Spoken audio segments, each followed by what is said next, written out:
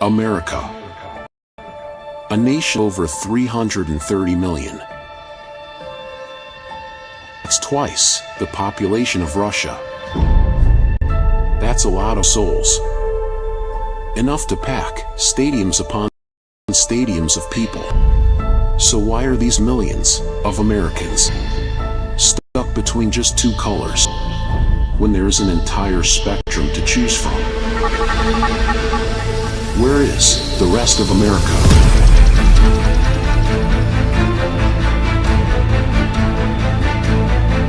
What's up with this? Just the red and the blue. Years upon years and years, and it continues. Is it designed to work exactly the way it does? If it is, then it's simply not democracy. It's duopoly.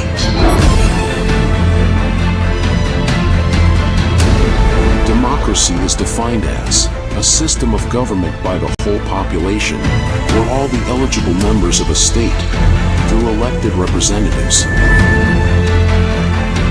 Not just a few, but by all of them.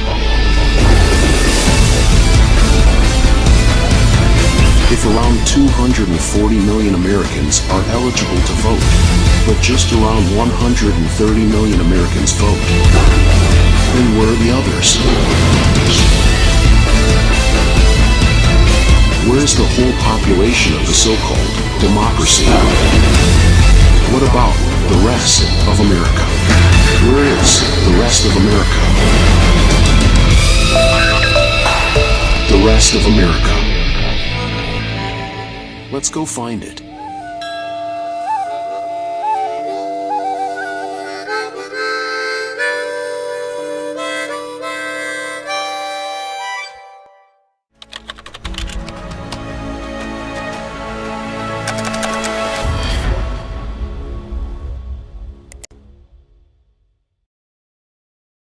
Welcome to the rest of America.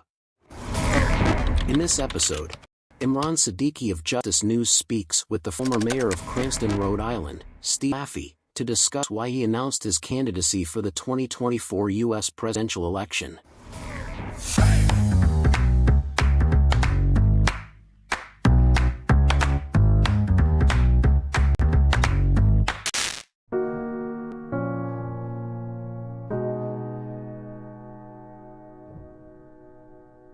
Well, the country is basically bankrupt, and it's not bankrupt 10 years from now or 20 years from now.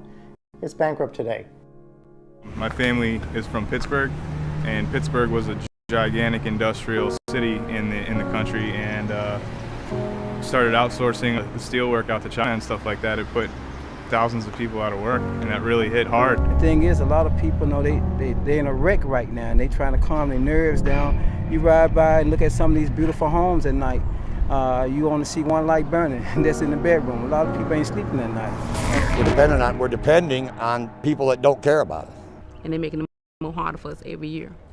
Really just kind of destroying the morale of the American people. It's dividing us in two. I'd like to see them live in the lifestyle we're forced to live in for 1 month and survive the way we do. I don't know, what are you going to do? The whole world's a mess no matter which way you turn, and it's only getting worse.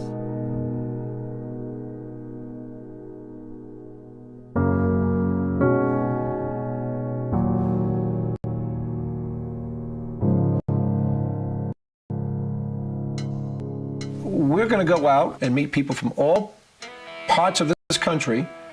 We're going to travel, we're going to talk to them. I look at it and say, go tell people that we have solutions.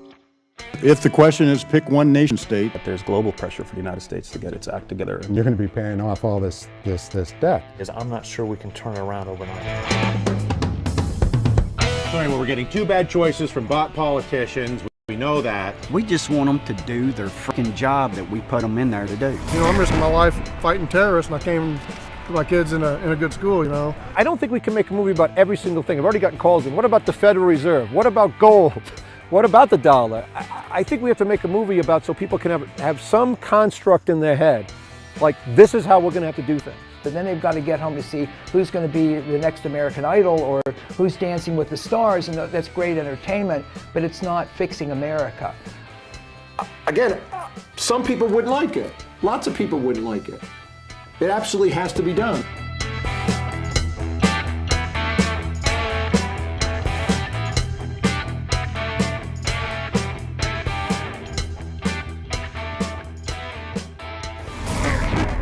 Hi, I'm Steve Laffey, and I'm running for President of the United States. I'm running because our country needs to directly confront its problems. My party and the elected leaders of our country simply refuse to do so. My background as a financial expert and someone who's worked well in the private sector is what we need now. We don't need just the businessman. We don't need career politicians. We have a financial crisis, and we need specific solutions, which I have at stevelaffey.com. Please go there and find out more.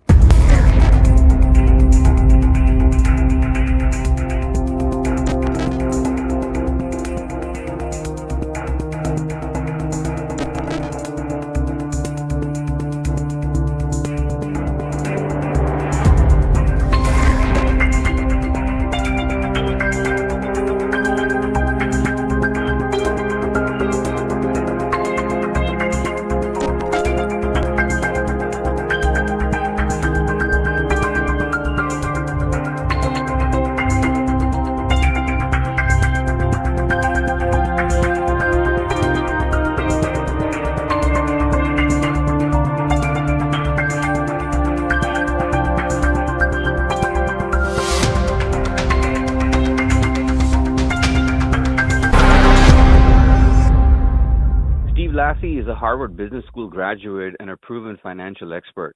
He's an American office holder, author, and filmmaker. At the age of 38, he was the youngest president and chief operating officer of a major financial firm and was directly responsible for the sale of the firm for close to $800 million in 2001. As a mayor of Cranston, Rhode Island, Steve made national headlines several times over the years. As mayor, Steve took over a city with the lowest bond rating in the United States.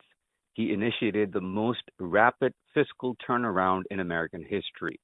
The bond rating went up 8 notches after 4 years in office. Imagine what could have happened if he stayed longer.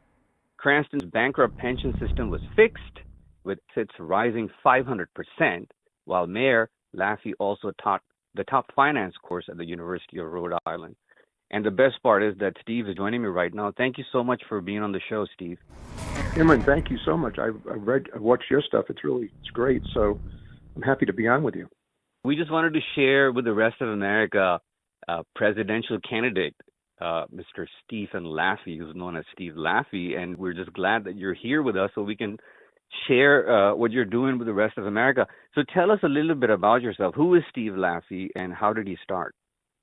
Well, I'm a relatively poor kid. I wouldn't put myself in the class of real poverty. We had a struggling family growing up. My father was a tool maker. He had never gotten to go to college. His father was gassed in World War I and was an alcoholic. So my father had a pretty tough life. His first wife and first child died at the age of 20 during childbirth. So it took him 10 years to get married again. So he was an older father. But I watched him struggle with Japanese imports, growing up, and I had a very troubled family, which it's hard for people to, when they see me talk and try to get information out, that generally in my house I didn't speak. My oldest brother, John, who died of AIDS when AIDS first came out, had a pretty troubled life and at one point tried to kill me. My brother Michael, diagnosed with schizophrenia at the age of 17, 18, lives mostly in group homes, but actually was locked up in the criminally insane institution in Rhode Island while I was mayor because he tried to burn down the Institute of Mental Health to escape, which is in Cranston, Rhode Island, while I was mayor. So my sister Mary, diagnosed with schizophrenia, lived in group homes and so forth and passed away. So, but outside my house in Cranston, Rhode Island, I had a great neighborhood, and I spent most of my time there with no curfew and doing well in school, with great friends and parents who served me. I write about this in my book, Primary Mistake. Mr. Ordanker who was like a father to me, Mr. Bennett, the Bennett famous hockey family of Rhode Island across the street, my best friend Peter, who my oldest son's named after because Peter died and drowned with his skates on, which was one of the most traumatic things, except my daughter's cancer that came along 8 years ago in my life. But I had good public schools, and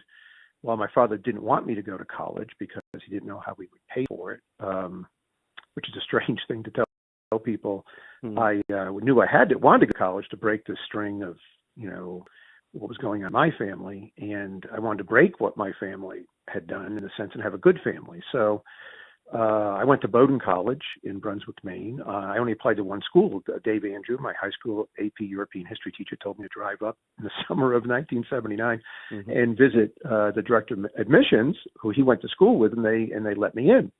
My parents didn't come, which was very strange. And anyway, I did very, very well at school, as I always did. Was president of student council in high school and college, and ended up at Harvard Business School at the age of 22, even though I had wanted to be Milton Friedman. I wanted to be the next Milton Friedman in economics, but I applied to Harvard Business School because a person who I was graduating with told me at the end of our junior year that nobody could get in directly out of school. And boom, right then I said, well, I'm going to do that. And somehow I got in, even though I never took an accounting course, never took this course, never had my jobs, to go to Harvard Business School were the likes of like scraping pans at a bakery, cleaning a warehouse for 3 summers at a parcel service in Warwick, Rhode Island. So, that's how I grew up.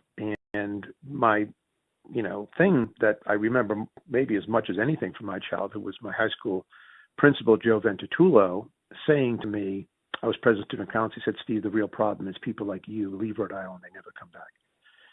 And I always thought about this because, I had a good, successful career, mostly at Payne Webb, but then, most of my 9 years were at Morgan Keegan, where I had met up with Alan Morgan, the CEO and founder of Morgan Keegan. When I met him, it was about a $100 million revenue firm.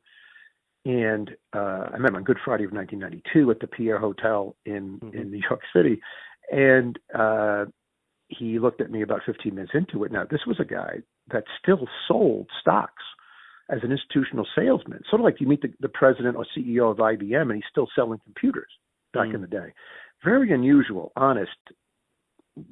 Anybody could look up to Alan Morgan. So he looked at me and about 15 minutes into talking to me, and he said, and I won't say exactly what he said because I won't swear, but he said, hey, I thought this was just another BS meeting that Graves set up for me. But why don't you come down and be my partner?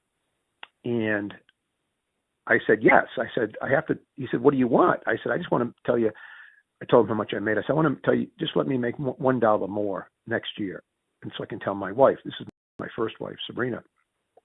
And so he said, okay. And it was really a handshake. I don't have anything really being written down. Of course, I made much more than what I was making because I knew I would, by the way, working with Alan Morgan. And it had one of those things where 9 years, even though my first wife left me, which was extraordinarily traumatic and took my 5-year-old son, Peter. But for 9 years in the workforce, I did whatever I wanted. If I were to say to Alan Morgan, Alan, I'm going to go to Scandinavia to get some business, which the firm had never done. He'd be like, why? I said, well, I think boop, boop, boop. And I'd go through a story. He'd be like, okay. I did international business with Alan. And then when I said to Alan Morgan, Alan, I need to be in management because one day I have to run the firm. So it has to happen relatively soon. We're the biggest producers in the firm. And he always had a way of dissing this stuff, like, oh, don't worry, you're so young. I said, no, Alan, 6 months, I either have to leave, you have to leave management. I'm here to run the firm one day. And so he would literally go, okay. And then, boom, I was out of the research department. And because of him and John Stokes, Stokes was his vice chairman, but if you met him, you think you were meeting, Civil War Southern general with a beard and everything. John Stokes, deep voice. And he taught me a lot of stuff that I wish Donald Trump had learned, but he taught me a lot of stuff like, Steve, you're taking a research. Now, listen, you're going to interview everybody, and anybody that doesn't fundamentally agree with you, we got to get rid of. After 3 months, it's your problem. And so he was right. See, this is the whole thing about management. Yeah. So I would come back to him and say, we got to get rid of these 2 people. He go, well, now listen, we don't throw people out in the streets. So, Mr. Fish, we're going to get him a good severance. But you're right about this. And so Alan would be distant on this. He wouldn't really care. And then I would set forth, in one of my gifts is to figure out how to put the right people in the right place at the right time and get the results we wanted. And I went to Alan John Stokes as research head, and I said to them, listen, we have to gather assets. We can't just be a commission. This is before the internet. This is 90 end of 96, right? 95. And so they're like, what? I'm like, no. The whole thing's going to change. So we need a product like this focus list where we pick the stocks that wins, that gets assets, that we market. So I became, other than what they were doing in the past, I made myself the sole decision maker, because when you have 5 people making decisions, no one really cares. Just the way it works in business. So we changed it. And we also changed the way the analysts did business. It used to be, even brokerage firms today, they try to hide behind, rating systems. And they'll say outperform, semi-outperform, mostly outperform. No. It's outperform the S&P 500, market perform, underperform, and whatever is outperform the S&P 500. Every 3 months, if your stocks that you say will outperform the S&P 500 do outperform the S&P 500, you're going to get a check, a bigger check. And we changed the compensation to reward stock picking. And guess what? A year and a half later, Joe Kernan, CNBC, 1997 in the summer, picks up the newspaper and says, Morgan Keegan has the best stock pickers in America, not Morgan Stanley, Morgan Keegan. And so that product helped us gather assets. So I'm only talking business, but then, that's how I took over every division. I took over the trading after they lost $4 million. I took over institutional sales. I was made president, chief operating officer after literally telling Alan, I need the president of the firm. They had left it empty for 3 years after Bill Dupree, one of the founders, retired. And he says, Alan had this way about him. You're too young. You're too this. I laugh about it now because that's just his way. It's still his way. He's a wonderful, wonderful man. And I would say, no, I'm not. And I would say to him, Alan, you fly at 40,000 feet and all these Memphis people, I'm the only one educated basically north of the Mason-Dixon line. I'm the only one who talks like this with a Yankee accent. And so he would be, I said, I'm the crop duster. You know how we argue in meetings and people are horrified? He goes, yeah, why is that? Because they kiss your butt. They think that's the way to the top. Me, I'm just telling you the truth. And whether you like to hear it or not. And so next day he comes walking back in. Okay, you'll be the president and the chief operating officer. We've never had one before. I need you to get to the bottom of everything going on in this firm, where all the money is and so forth. But give me a month.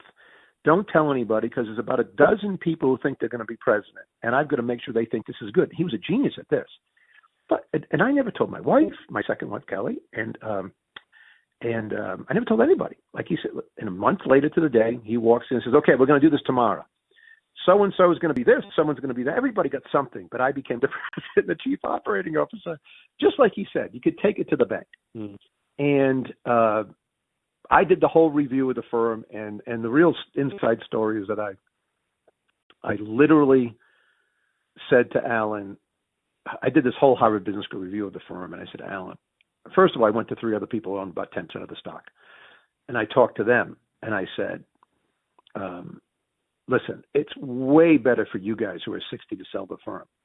It's way better for the employees to be under a different umbrella, because the changes that I have to make are going to make the stock prices go down if we're going to get to $2 billion in revenue. It's going to go down for like 5 years because we're going to do radically different things. And again, I'm happy to do it. It's really good for me. It's terrible for you guys who are 60 who probably want to retire before this is done. And I believe you'll all forget what I'm saying here today, 3 years from now, as we struggle through the changes to get to $2 billion of revenue. And so the 3 of them, Joe Weller, the CFO, said, did you tell Alan this? Alan sitting in another room. I said, no, if you 3 think it's a terrible idea, I'm not going to bring it up to Alan because we don't have the votes. He said, no, bring it up to Alan. And so I go to Alan, walk in, close the door. He sees me close the door, and he goes, oh, crap. He doesn't, he swears. And I say, Alan, he says, you're not quitting, because I've never closed the door. And I say, Alan, this is the most important discussion we're ever going to have. We've been together for 8 or whatever years. And I tell him, the other people think you trust me the most. Here's the meeting I had. Would you sit through another meeting tomorrow at 12 noon and pretend I never had the meeting? Because they're just, you intimidate people. Not me, but everybody else it looks like. So he says, okay. And we have the same meeting. And I go through this Harvard Business School color-coded sheet about assets and this and that, return on equity, where it's going, what the bond division does. And I tell him the same thing. And he looks over at Joe Weller, who he's been for 30 years, and he says, Joe, what do you think? And Joe says, I think Steve has a point. We're an awkward size. Now, he knows that means sell the firm. Laffey's right. Because Joe would never say Laffey's right. So the next week, Alan woke up to me and said, we're going to sell the firm to Regions Financial, keep everybody together, and instead of paying Weber for $1 less per share we would have gotten, and you're in charge of the whole thing. And anyway, from that step forward, I ran the whole thing. We ended up selling the firm. And through a confluence of events, I actually got to leave. I really promised I'd never get into what really happened. It's not the article that's out there. But I went to, now remember, my first wife has left me. I have one child. I've remarried. And it's a whole wonderful, wonderful story about meeting Kelly Laffey, who walks up to my front step. But I can tell you that in a little bit. But I go to Stowe, Vermont to start a hedge fund, and I've checked out and I've cashed out. And I'm not the richest guy in the world, but I'm fine. And now I'm 39, I guess. And on the side of a mountain, and I tried to buy 3 houses to start a hedge fund and live there in Stowe, Vermont, and no one will sell me one. And I have this vision that I don't get vision. I believe God gave me a vision to go to Cranston, Rhode Island. And I told my wife, I think God wants me to go to Cranston, Rhode Island. And I don't want to go. Remember, I didn't want to go back ever. And we went the next day. And we went the next day, and my wife, literally, my beautiful wife, I have 5 more children, and my wife goes down Tallman Avenue, and across the street is my childhood friend, Craig Hollingsworth, and she says, I love this house on the right. I'm like, honey, we live in an 8,000 square foot home. This is 1,300 square foot. It's not for sale. What do you mean you want to buy this home? She says, I want to buy this home. I said, we couldn't fit our furniture in the front door. We can't get the piano in the house. What are you talking about? She goes, no, I really like this home. So anyway, I drive around. On September 10th, how I remember this, is 9/11. Craig calls and says they're going to sell the home. And once you go over there right now, I said, Craig, it's 10 o'clock at night. He goes, go over there now. They're right there. Go over to the house. Knock on the door. How much do you want for the home? Walking around, I'm horrified. By the way, it's a beautiful little home. I'm just horrified that I can't get any furniture in. and my wife's got her thumbs up behind me. She can't keep a straight face. She loves the home. 3 bedrooms, 1 bath. A bedroom that I'm going to sleep in for 9 years, that when I get off on the right-hand side of the king-size bed, I smash into a wall. Okay? So again, I grew up with nothing. It doesn't bother me. It's totally fine, but I'm like, what are we doing? And so he says, I want $154,000. I shake his hand. I'm like, all right, we buy the home. And we buy the home, and that's it. That's where I lived for 9 years. And about 2 months later, still not knowing why I'm in Rhode Island, Cranston's missing $10 million in an article. So I go over to City Hall. I walk in. And I said, give me an audit. And they say they don't have one. They don't have one for 3 years. I said, ma'am, we're not talking about a hamlet with 8 people living in it. 83,000 people live in this city. It's illegal not. I come from this business. I understand it's illegal not to do it. Well, the computers have been slow. They hand me a 1998 audit. This would have been October of 2001. I called my wife, who went back to Memphis. Our home was selling, I guess, and she was back in Memphis for a couple of days with the kids. I said, I know why I'm here. I'm going to be the mayor. The city's going bankrupt. They just haven't told everybody. Man. Anyway, I become the mayor. And I become the mayor. It's in my book, Primary Mistake, where no one wants me to run the Cranston Republican Party. In fact, they tell me I can't run. And I think there's some law that I can't run because there might be a residency requirement, right? But no, they have their hand-picked candidate. This is the corruption I've dealt with from the very beginning, right? And I finally figured out, and the guy who's supposed to run, hand-picked guy, he starts crying, and he runs out, and they left with me. And the city does go to the lowest bond rating in America as I run, and the Providence Journal keeps putting Cranston Financial Crisis on the top of every article, giant letters, big red letters, Cranston Financial Crisis.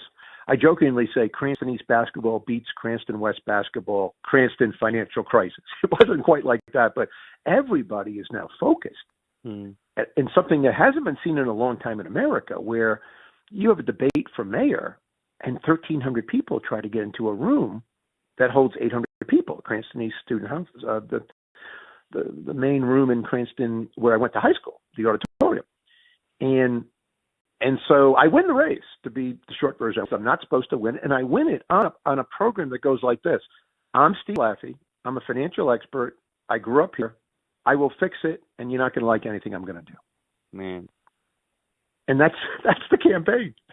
And you'll like it. You won't like it. I'm Steve Laffey. You know, I didn't come home to live in Detroit. These are the phrases that I said 100 times over and over again. But when I'm done, you'll thank me. And so we win the race. We fix everything. And by the way, the things that I remember are not really fixing the city financially, you know. But I put the right people in the right place at the right time, you know. For example, I know to get the bond rating up, I need a finance director who knows what he's doing. I call S&P, I call other rating agencies, Moody's, said, who's the best finance director in America?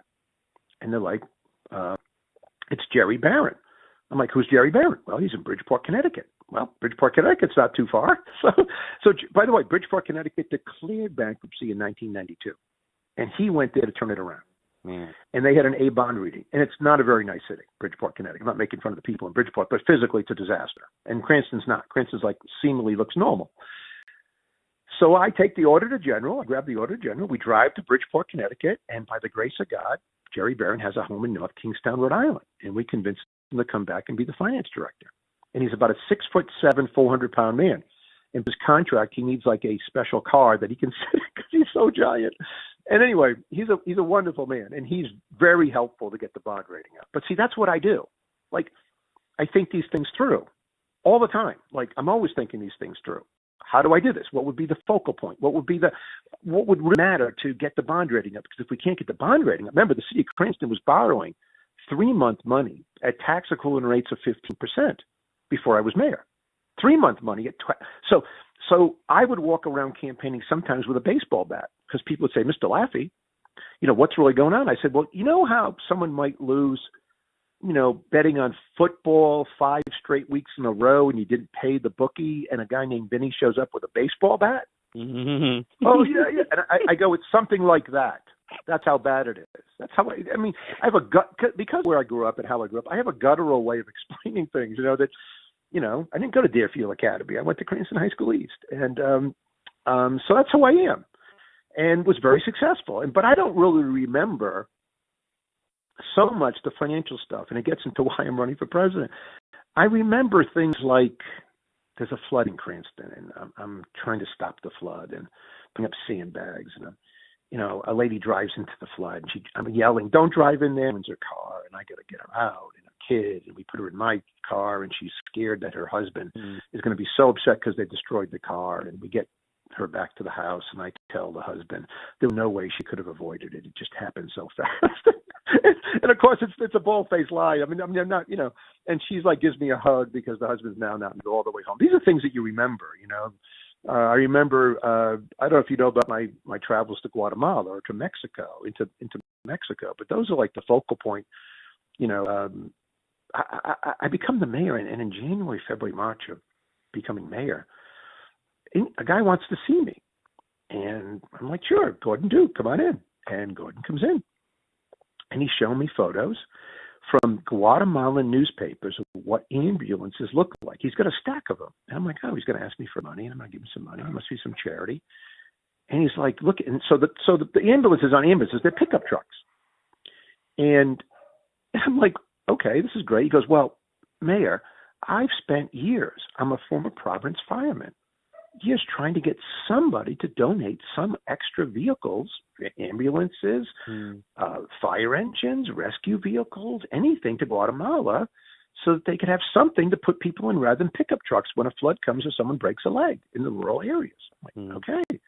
I pick up the phone. I call the fire chief. I said, Chief, do we have anything extra like an ambulance we could give them? He goes, yeah, we do. I go, what is it? He goes, an ambulance.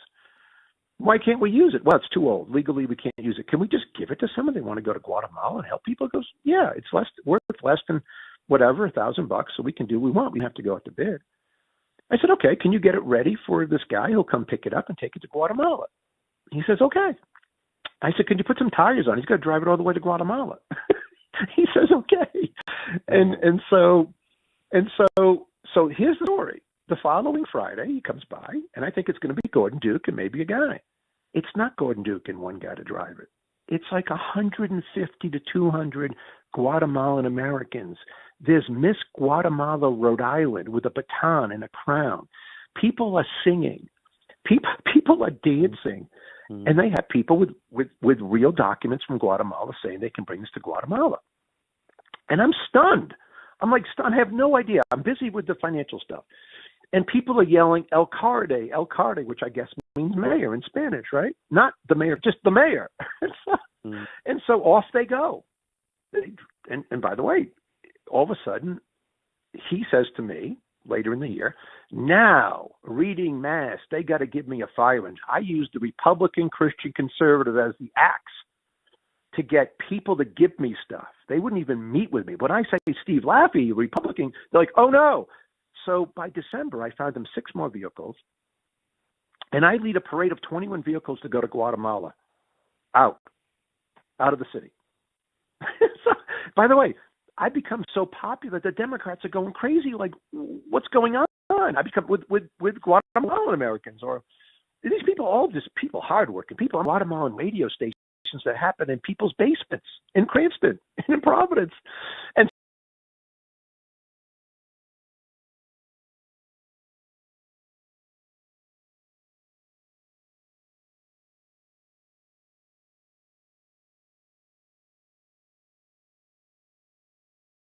my buddies and I contribute like $5,000. We give the Democrats, say, oh no, this is too much. They try to sue me. They go after me, the Democrats, which is a giant mistake. What?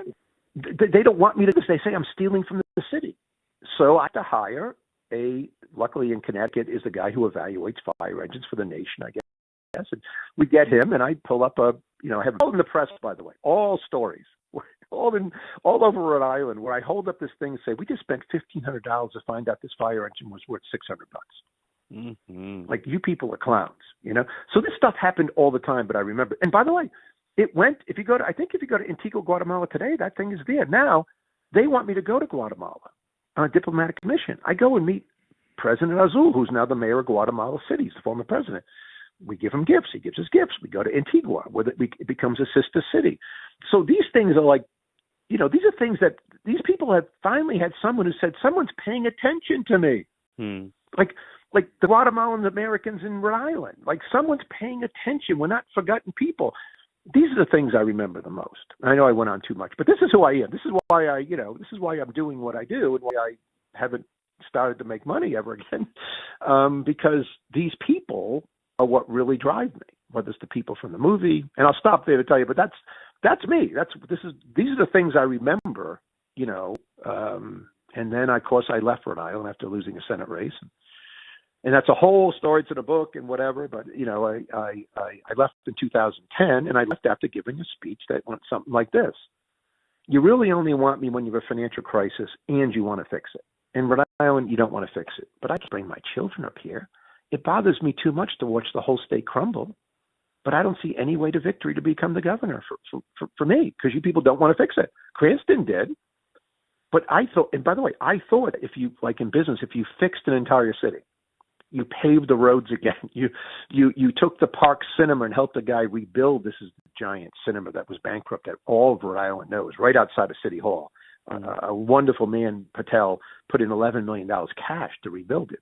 And basically, by the way, the people in the city council, like, they hated him because he was an Indian American with a thick accent, a blonde mustache. I think racism in Rhode Island is way worse than in the Deep South. I always felt this way when I came back home. So this is who I am. This is The Rest of America on globalcrossover.com and justicenews.net with Imran Siddiqui in Washington, D.C. You're listening to a conversation with the former mayor of Cranston, Rhode Island, Steve Laffey, the Republican presidential candidate for 2024.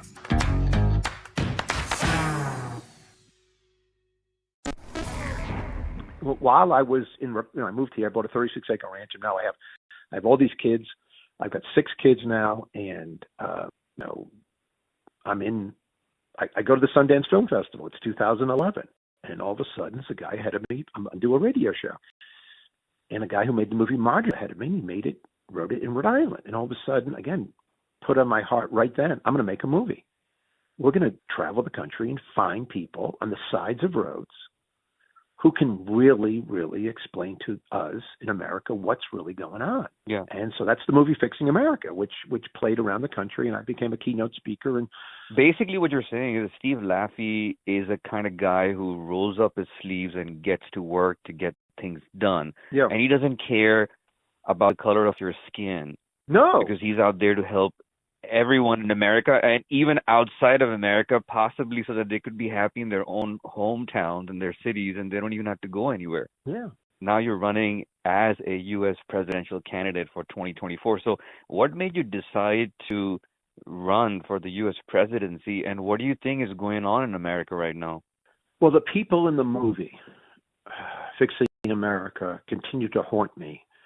Anybody watch a clip of it, you could watch the movie yourself. It's still at Amazon. You could, it's an older movie without the debt clock. I think I made it yesterday, but that was a very powerful film because it talked about a lot of the stuff that had not even occurred, which did after that movie.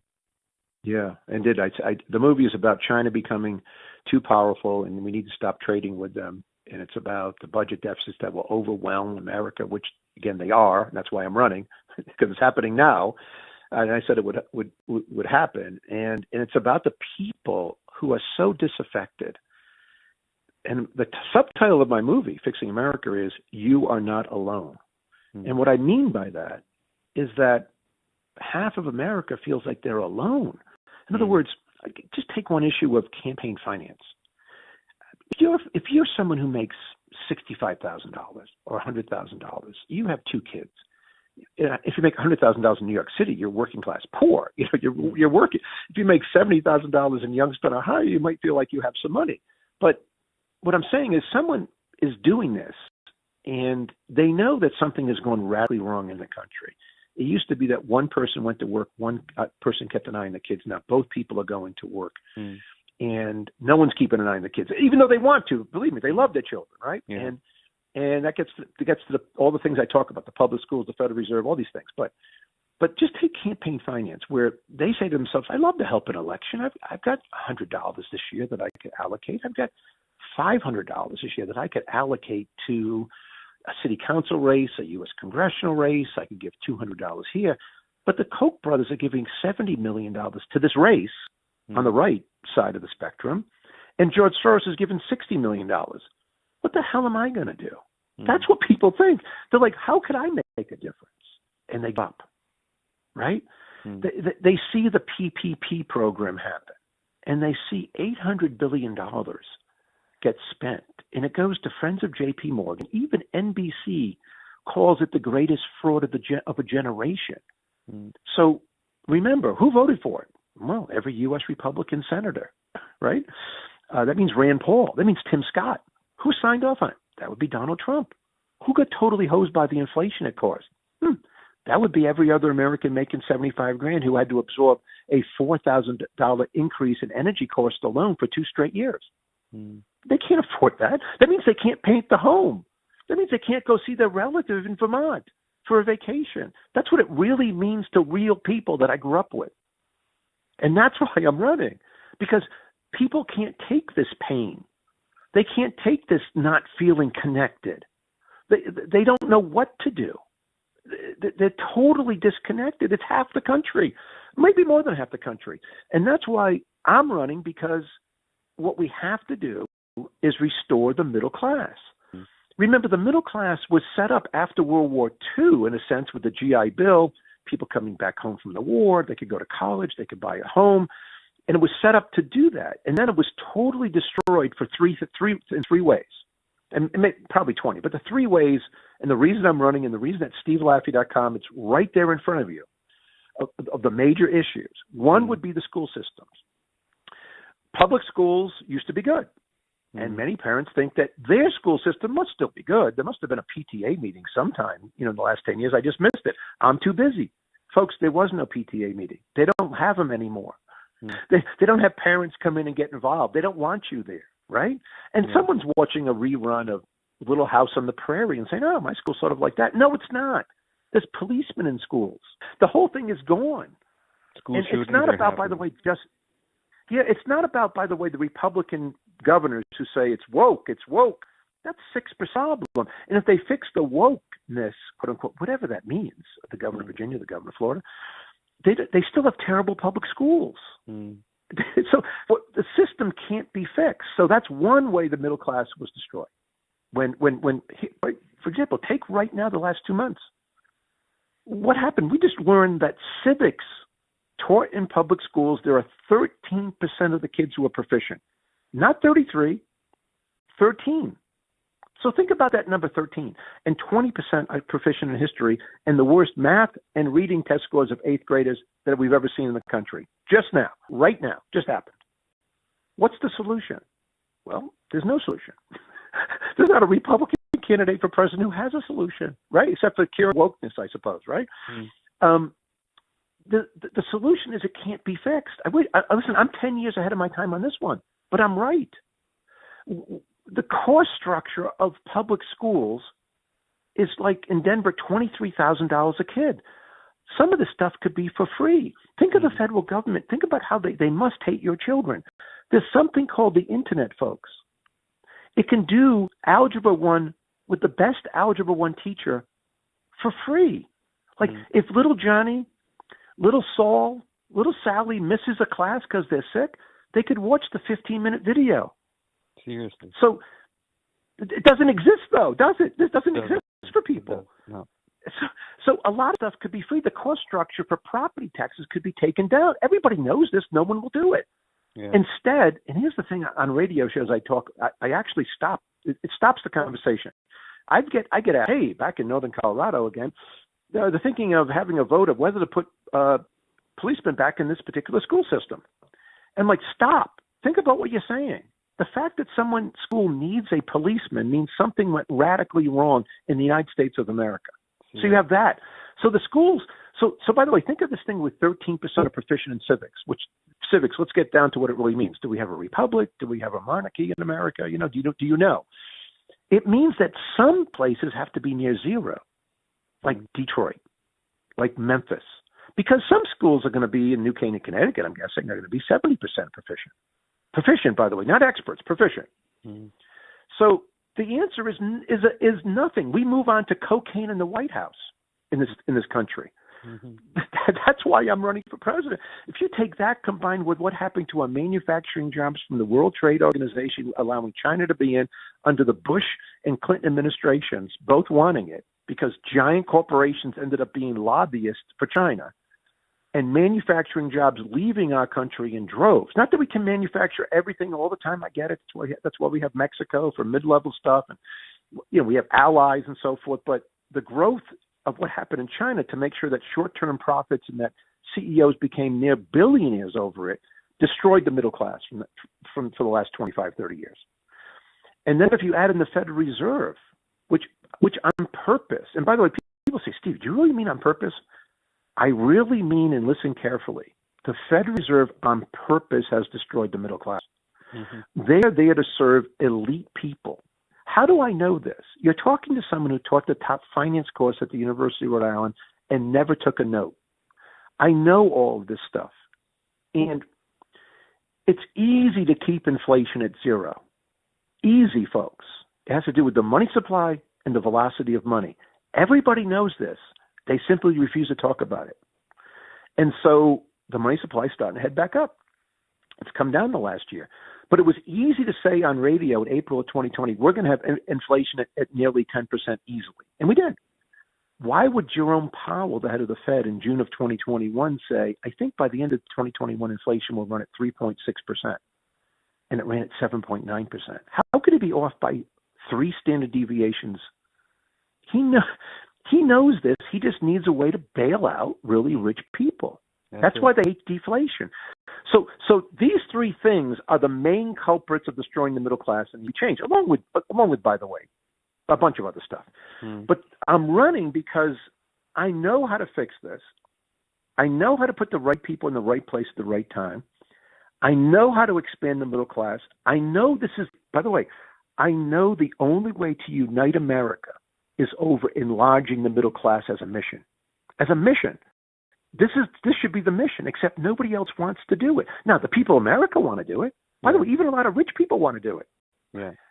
And then the second part of it is, how do we get people out of poverty? Think about this. Hmm. If you look at the marginal tax rates of getting people out of poverty, I give you 4 million examples, but that's hyperbole, obviously. But I can give you 1,000 examples where literally, take one. You have someone on Social Security disability because they're truly disabled, and they're getting $600 a month. They're living with their parents or somewhere, and they can't keep more than $2,000 in an account, otherwise they can't get the money. But they want to get out of poverty. So they go out and take a job and make $10,000 at the local Sam's Club, where they can just stand there for 6 hours a day, not too strenuous. They're trying to do it. What's going to happen later that year? They're going to get a letter from the Social Security Department saying, we want $5,000 back from you. Seriously, man. They got put into a 50% marginal tax rate, much higher than any hedge funds carried interest, right? That we argue about all the time in Washington, that they never change. What if you have a housing allowance? I'm not saying I'm for or against housing allowances. I'm saying, what if you have one and you earn an extra dollar more? You lose the entire housing allowance. So all of a sudden you get kicked out of the housing place, because you made $1 more. You have like 1,000% marginal tax rate. These things exist. Why can't they be changed? That's why I have a 999 program for taxes. All these things make a lot of sense. No one really argues with me over this stuff. They just don't want me to be heard. Yeah, they don't want you to speak, let alone be heard. But one of the things that I saw in your video, which blew my mind, that you did about 10 years ago, was the fact that you're one of the only guys who talked about the U.S. debt and balancing the budget. I mean, you're one of the only guys who talked about balancing the budget, as far as I can remember. And you made it sound so easy. And it made sense. So tell us a little bit about that. What is going on with U.S. debt, and what's going on? Why can't the government balance the budget? Well, it can. It just so back in 2011 when I made the movie, I sat down actually where I'm sitting right here today, and I said to John Dodenoff, who helped me make the movie, I said, listen, before we go on the road, let's just balance the U.S. budget. Now, then it was like $700 billion, whatever it was, and it's at SteveLaffey.com. It's at FixingAmericaMovie.com. Where you could just watch me balance the budget. Now, you can watch me now say how I took $700 billion out of the structure of the United States of America, and we do it in like 11 minutes. Yeah. And, I have documents in front of me. We have ways to do it. And I say at the end of the video, a lot of people wouldn't like it. It has to be done. But to take it to the next level, what the movie has a little scene where we kind of say when we go past borrowing $20 trillion of debt, and now we're borrowing about $25 trillion of debt, because some of the money gets, not to confuse people, but the national debt clock is much bigger than that at 33 trillion. But what we borrow at, the amount of money. Now, I've always said, and there's a video that says, boom, something like once we cross 20 trillion. And so we've crossed 20 trillion. So here's the real problem. Without a lot of pain that people have to understand, no matter what, mathematically, we can't get back to normal. In other words, let's talk about just $20 trillion of outstanding public debt. And say we borrowed say we went back to normal. Normal is that the United States of America borrows at roughly 6% over the last 35 years. Forget the last 12. The last 35 years on average we borrowed, and we borrow by issuing on average 15-year Treasury bonds, because we have 30-year bonds and we have 1 day, 1 month bills, right? And what we call notes, that Treasury notes start at 1 year, let's say. So right now the situation is this. What if we borrowed at normal on 24 trillion at 6+%? Folks, we've already gone from $250 billion in interest cost by keeping rates at zero. Borrowing on average at 6 years, not 15 years. So what we call duration risk, the fact that we're borrowing so much short term, because no one wants it. No one wants 30-year bonds, all of them at 3%. They'd want 10 if we had to issue all of them at 30 years. So we have a duration risk that's happened, and we have the amount of debt that's now 24 trillion. Yeah. So we would actually effectively have to take interest on the as part of our budget, which at $250 billion went to $337 billion, and this year will be about $700 billion. Now remember, Social Security is near $1 trillion, so we're approaching a number that's going to approach Social Security payments. So It's what we call the crowding out effect finally happening. It's finally happening because now if we went to normal, say 6%, the interest on the debt would be 1.3, 1.4 trillion. Mm-hmm. That would be the biggest line item in the budget by far. Now, that's an extra trillion over, say, 4 years ago. Yeah. But we haven't grown the economy we haven't grown the amount of money we take in receipts by $1 trillion. So where's it coming from? Well, it can only come from people accepting more dollars. Now, the question is, and I don't know the answer, at what day, what time will everybody wake up and say, I don't want any more dollars? This is too much, even for America. I mean, it's happening outside of America. Yes. Other countries are ditching the dollar and they're trading in their own currency. Yeah, and you're going to see more of this happen. And the thing to tell people again is that lots of this stuff happens slowly, and then really fast. A lot of bad things, whether it's World War I, boop, ba-doop, ba-doop, Ferdinand got shot, boop, boop, boop, boop, boop. World War I, people die. A lot of people die, right? So Pearl Harbor happened really fast. We were in a war. We were getting ready for a war, but we happened. Now, if someone wanted to go back and see what happened to interest cost in Greece. Now, Greece is not America, I get it, or Spain. It wasn't like interest rates back in 08, 9, 10, whatever, went up slowly, and people said, we have a real problem with our 10-year. No, they used to be 2%, now they're 3% over the year. No, it was like 2, 3, 12. And there was a crisis. Yep. That's what's going to happen to America. And so it's going to happen because our banks are so leveraged. Another thing we haven't talked about. Again, I'm the only person talking about this. Like, we can't find someone who says something about this, but our banks are really the real big problem that they blow up every years, and we bail out the bank CEOs. They maintain their wealth. The shareholders don't go broke like they should, and we have more regulation. That means the largest 5 banks take more and put out of business small banks. So, for example, in 2008, before the last crisis, the 5 largest banks had roughly % of American assets, way too big. Today, after regulation, they have 70%, same 5 banks, of the U.S. assets. Is that crazy? It's crazy. It is. How could we? So they're obviously way too big to fail, and we need a different system. Limited purpose banking, break up the banks. There's a lot of things we could do, and we should do, but interest in doing it because most candidates get their money from these large corporations one way or the other, through the individuals, through a rich CEO saying, I'm backing Ron DeSantis, whatever, right? So that's how they get their money. And this is the conundrum I'm in to run for president. I don't get my money that way. So I'm trying to fix this thing for the people in the movie, for my children. And we haven't talked about my children. I have 6 of them. But, and this is not making fun of people who don't run for office, but I'm not a career politician. I simply said to myself when I went back to Cranston and became the mayor, wow, there's a lot of problems. How do I, with my background and my financial background, help people? I'm not a person who invents things. I'm not an inventor. So if I keeled over today, at least we help the people of Cranston. But we really have to have an imprint to help the people of America, because within 2 years, this whole thing ends. Yeah. And no, I'm not saying, so you can't, I'm not one of those people who say, buy gold, it's going up every day for 25 years. There are people like that. Peter Schiff says that all day long. By the way, probably a great guy, but that's all he talks about. I said in 2011, this could happen if we let it go this far. The reason I'm running is that we did. And so there should be somebody who takes the nation by storm, who people say, wait a second, I just read, and people ask me about my website, SteveLaffey.com. Had a guy over here yesterday. Why does your stuff go back to like 2011, 2007? There's videos. Because you can go back and watch me say something in 2011 that I'm saying today.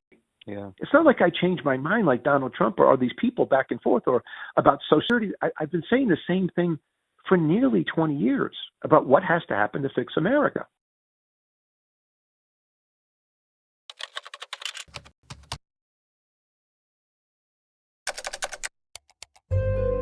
Welcome to Global Crossover, the intersection of peace. This is Intersections. Global Crossover. People, energy, and geopolitics. globalcrossover.com.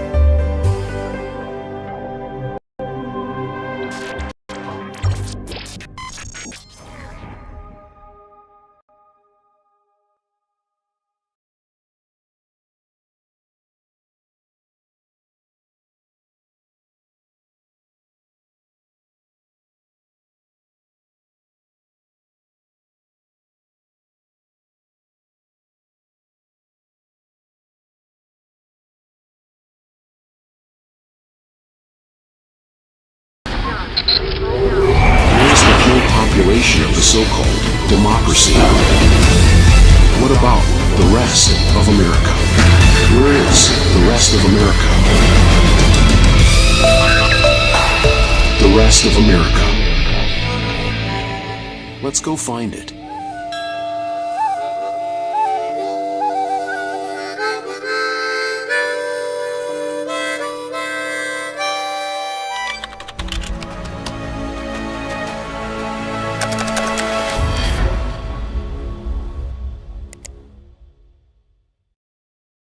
Welcome to the rest of America. In this episode, Imran Siddiqui of Justice News speaks with the former mayor of Cranston, Rhode Island, Steve Laffey, to discuss why he announced his candidacy for the 2024 U.S. presidential election.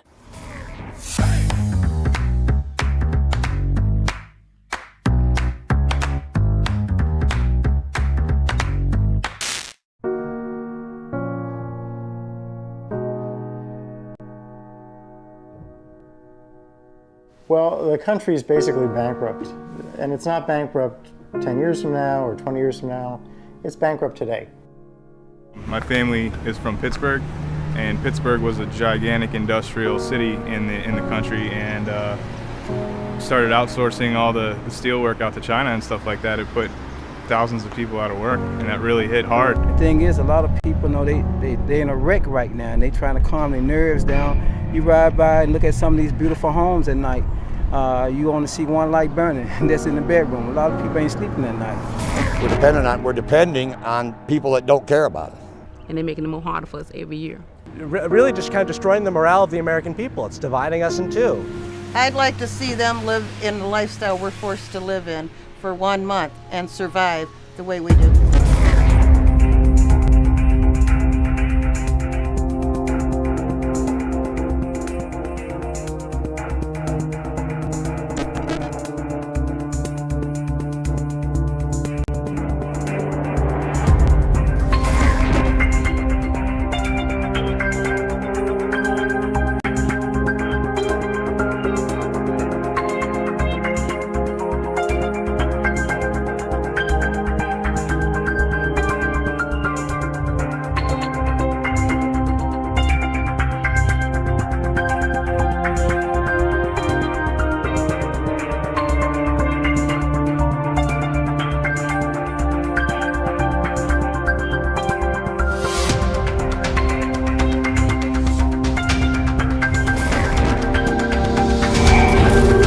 Laffey is a Harvard Business School graduate and a proven financial expert.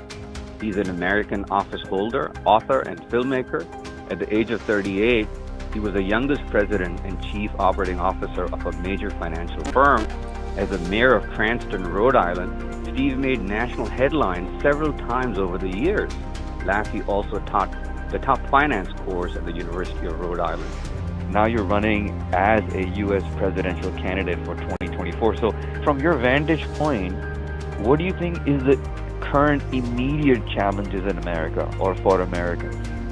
Yeah, the immediate challenge is to fix these financial problems before they overrun America. In other words, when I talk about Social Security, which is a $65 trillion problem, that would be the first thing I would fix, because one, we are totally destroying people under the age of 40. They will never get Social Security. They're not going to get it. That's me. Anybody listening, just realize Yeah. that you're not going to get it. I know. Unless I'm the president. I didn't invent this. Larry Kotlikoff, the world-renowned leader in Social Security, it's his plan. I met him through the movie. He's in the movie. We've become great friends. And we disagree on a lot of things. By the way, this is another thing that people should know about me. I have great friends who we disagree and fight like cats and dogs. That should be a YouTube show. Larry and I disagree on abortion. We disagree on China. it's totally fine to have friends who you disagree with, right? Yeah. I was always taken aback by do you remember when people would like, hey, if you're going to dinner tonight with people who like Trump at Thanksgiving dinner when he was president, here's what you should say. I'm like, I don't have friends like that. I don't know what they're talking about. I have friends who don't say what like. You want to say. Yeah, we don't, and we still love each other. That's how I grew up. I don't know what's going on in America like this, where people have to broadcast, hate or not hate certain people so you could have Thanksgiving dinner together. I have no idea what they're talking about. So in this case, in Social Security, I wrote a paper in 1983 in college, an economics paper about the bad returns of Social Security. So I've been thinking about it since 1983. And Larry's program, but let's call it the Laffey way to fix it, is that younger people will be in a brand new system.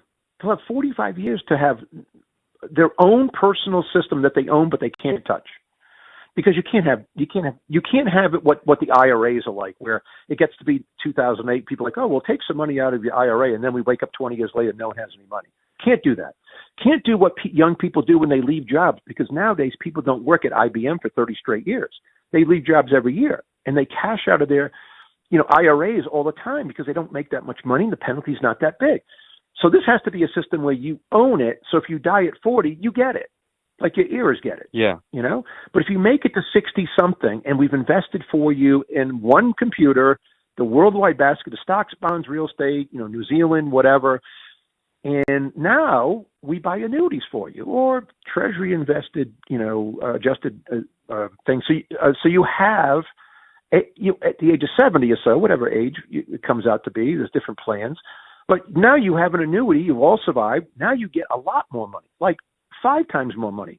The way this is going to happen for people if we don't do this or do something like this, the old people get what we're going to have. Now, think of what happens. It's more expensive at the beginning, but over time, the old people die, the young people have their system, and now we have an unfunded liability of 0. So the markets will know that if we have $200 trillion of unfunded liabilities in America, including our national debt, Laffey just took care of $65 trillion in one fell swoop. Woof. It's like what we did with the pension system in Cranston, only on a much bigger scale, but not more complicated, just the same stuff. The pension system that we saved in Cranston was closed, and so people are dying. And so we funded it for the first time in the history of Cranston. And so even though it wasn't properly funded after I left, it's not broke. And by 2027 in Cranston, Rhode Island, more people will be dying. And I'm unfortunately dying. They're just getting old. And then the thing will go away. I've always said, if you want to be the mayor of Cranston, Rhode Island, be the mayor from 2028 on, because the cost structure of the pension system will go down rapidly, and you won't have to raise any taxes, because that's the way it is. But the same thing for America. We need to tell young people, you should call your dad, you should call your grandpa and say, why did you destroy me? Like, what are you doing? Why are young people interested in arguing over minor things that go on rather than the major things? We got to unite young people to argue we need Social Security. Because, folks, I'm a conservative guy, but we're not going back to 1880. We're just not. So let's fix it. And that's what I want to do. And so the plan is at stevelaffey.com. It's more complicated than what I said. By the way, the funny part of Social Security, it's not funny. It's the god-awful part of Social Security, is that it's so complicated, people have books to ask you when you should take it, right? By the way, do people know how sexist Social Security is? Does anybody know but me and Larry Kotlakoff? Do you know that, let's say a man marries a woman, just to take an example. The man goes out and makes $140,000 a year. The woman has 4 kids in 4 years, and he divorces her. She gets none of his Social Security ever. They weren't married for 8 years. Under this plan, if you get married and your wife makes 140 and you make 50, you split it. So if you get divorced, which I hope you don't, you split the assets right there, boop, when you get divorced. Again, I'm not planning for divorce. I don't want anybody to get divorced. I was divorced. But that's why I'm running. And I'm also, thinking about why I'm running is so I have a gift for this stuff. Whether I can break through the way Herman Cain did, who became a friend of mine, I don't know. But why wouldn't I try? I say this all the time to reporters. There's got to be 1,000 better people to become president of the United States than me. They're just not running. Of the people running, it's a complete celebrity clown show. you could watch me on Newsmax one morning where the announcer wants to know why I'm not attacking Biden when I'm going after Donald Trump. And I look at him and I'm like, I'm in a Republican primary. And he sort of looks back like, oh, yes, because nobody else is doing that. I guess they're like loving Donald Trump and running against him. Yeah. I've never seen a crazier thing in my life. By the way, the other thing I tell people is if you go to my website and see real solutions, like really thick solutions, Yeah. and videos of me talking about them, go to Nikki Haley and see nothing. Yeah. Go to Asa Hutchins. I mean, I don't know what to say. It used to be, Kennedy Nixon would have policies they were running on. Kennedy, it wasn't that long ago. But why do people not have policies that they have to defend? I'm living in a time warp. I don't know if I'm going to get in a go back machine and hopefully and debate someone over some issue, but there doesn't seem to be anybody running on issues. People can check out your website, stevelaffey.com. That's STEVELAFFEY. And right at the top, the third tab is the issues. Yeah. And you got your issues covered: education, Federal Reserve, national debt, and so forth. A lot of them. Which just before I go to my next question, just to add to what you were saying earlier, why the young folks are not talking about it is because they've been wrapped up with other frivolous stuff, and that's where they've been caught up, so that they don't have these kind of tough question and answers Q&A with their moms and dads and figure out, hey, what's going to happen? Yeah. You also talked about Federal Reserve that nobody talks about. No. Why do you think talking about a Federal Reserve system that is privately held and has nothing to do with the people of America and yet controls our economics, what do you think is going on with the Federal Reserve and why do we need it? Well, one, we don't need it, but my initial plan is to simply change the Federal Reserve because I think it's a bridge too far to tell people we're not going to have one right now. Mm-hmm. I think eventually we won't have one, but my plan, and it's my plan, by the way, it's the only plan like this. I've always thought, and people should know, that the Federal Reserve would not get into when it was started, 19 whatever, but around the late 60s, they came up with a dual mandate, which means that the Federal Reserve not only is in charge of inflation and keeping it, they used to say zero. I don't know how stable became 2%. That's their new mantra of the last 8 years. But and by the way, 2% inflation means you lose half your net worth in 35 years. But the dual mandate is impossible. So mentally, physically, mathematically, it's impossible for the Fed to be concerned about keeping unemployment low and inflation at zero, let's say. So, but because they did that, and that was done, again, you'll never hear this from anybody but me, it was done to relieve pressure from Congress so that Congress would never have to balance the budget and the Fed could actually, quote unquote, take care of it. But that was their job. That's why, right, I know. They've given their job to the Fed. The Fed, by the way, go to their website, see them talk about foreign policy, see them talk about climate change, see them talk about everything under the sun except money. They really don't talk about money. So I tell people who took Algebra 1 or Algebra 2 and say, listen, remember there was like this trick question? Go try to solve two equations with three unknowns. It's impossible. And there's an infinity answer, but basically it's impossible. And so it's the same thing with the Fed. They can't possibly do a good job. If we gave them the one mandate back again for the next 10 years, keep inflation at zero, they could do it. Now, I'm a populist conservative, and by populist, I mean that I believe normal people, the people you see in my movie, the average person running down the street. I'm not saying we want to put an average person running down the street who didn't go to nuclear engineering school in charge of a nuclear power plant. I'm not saying that. But common sense among my high school classmates, I could pick 17 of them. I know their names. They could run the Federal Reserve and keep inflation at zero. That can be done. It's not that hard. They try to make it sound so hard so that people have no understanding of what they're saying. They really do, by the way. And so now, if we changed it to inflation at zero, and inflation was at zero for 10 straight years, what would have to happen? Well, all of a sudden, you couldn't inflate away the problems. like Congress would have to start doing what I suggest they're doing, balancing the budget, because there'd be a run on the dollar if they didn't. They'd have to do their job. Now, would we have a couple of years of real pain doing this? Yes. This is no different than telling the people of Cranston, Rhode Island, in a microcosm, you're not going to like everything I have to do. But we have to do this for our children, because the only other way out of this gig, folks, is that you're sitting there listening to the show. You're 38 years old or whatever, give 10 years, and you're going to get Social Security, and it's going to be $2,000 a month. It's just going to be $200 a month by the time you get there, in real terms of what it buys.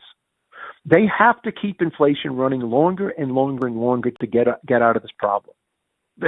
Or we have to suffer some pain to stop it. And so for example, one last thing about the Fed and what really runs the economy. Think about it. If you read the paper tomorrow, for example, any first year economic course would teach you that gross domestic product equals the summation of C, consumption, plus I, inflation, investment. GDP equals C, consumption, plus I, investment, plus G, government spending, plus X minus M, which is our net exports, which have been negative, by the way. So we've been running on, take two of the equations. We're always concerned about a consumption because it's 70% of the economy, roughly, whatever. But the export minus import has now been running at a negative 1.5% per year for many years of our GDP. Why do you think we don't run GDP growth anymore at 3 or 4%, or under Reagan at 5%? We don't do it because debt's too high and we have too many imports from China. But the I is what I want to talk about. Investment. That's what we need. And when you have inflation at zero with certainty, and you're sitting in other countries and you say to yourself, wow, I got this great idea for this manufacturing plant. Yeah. Where should I put it? Well, I've got a 15% rate of return that I showed the investors, but why don't we put it in America? Because when I repatriate dollars back to Japanese yen, and the dollar is strong because Laffey's president, strong dollar Steve, let's call him, right? So if inflation's at zero, we have a strong dollar because we're paying off debt, we're lessening our debt. All of a sudden, this guy says to his investors, if we locate in America, we're going to have an 18% return, 3% extra for the currency. That's how you get I to explode. That's how you bring back manufacturing jobs to America. And that's how we win, with I, not with C. So just to interrupt you, wasn't this how we did before? I mean, the fact that when did we become into a borrowing nation? Because this was one of the biggest manufacturing nations of the world and growing with their own revenue. What happened? What happened was, number one, we can say it in different order, but Nixon going off the gold standard in 1971 with a speech that I urge everybody to watch. It's very short. Yeah. In the speech, Nixon says, if you don't leave America, you really won't notice. It's the stupidest thing anybody has ever said, right? But he says it, and he gets away with it, and he gets reelected. And gold goes from $30 an ounce because the gold standard was set up so that when we did bad things, spent too much, by the way, go back to textbooks, it's called Guns and Butter. We had a Vietnam War, and we spent too much domestically with the war on poverty, let's say, right? Then gold would leave the country and we have to stop spending so that people wouldn't want the gold because a dollar was backed by gold. We got off it, and that was a disaster. At higher inflation until Paul Volcker came in and crushed the economy twice, 2 recessions, to wring it out of our system.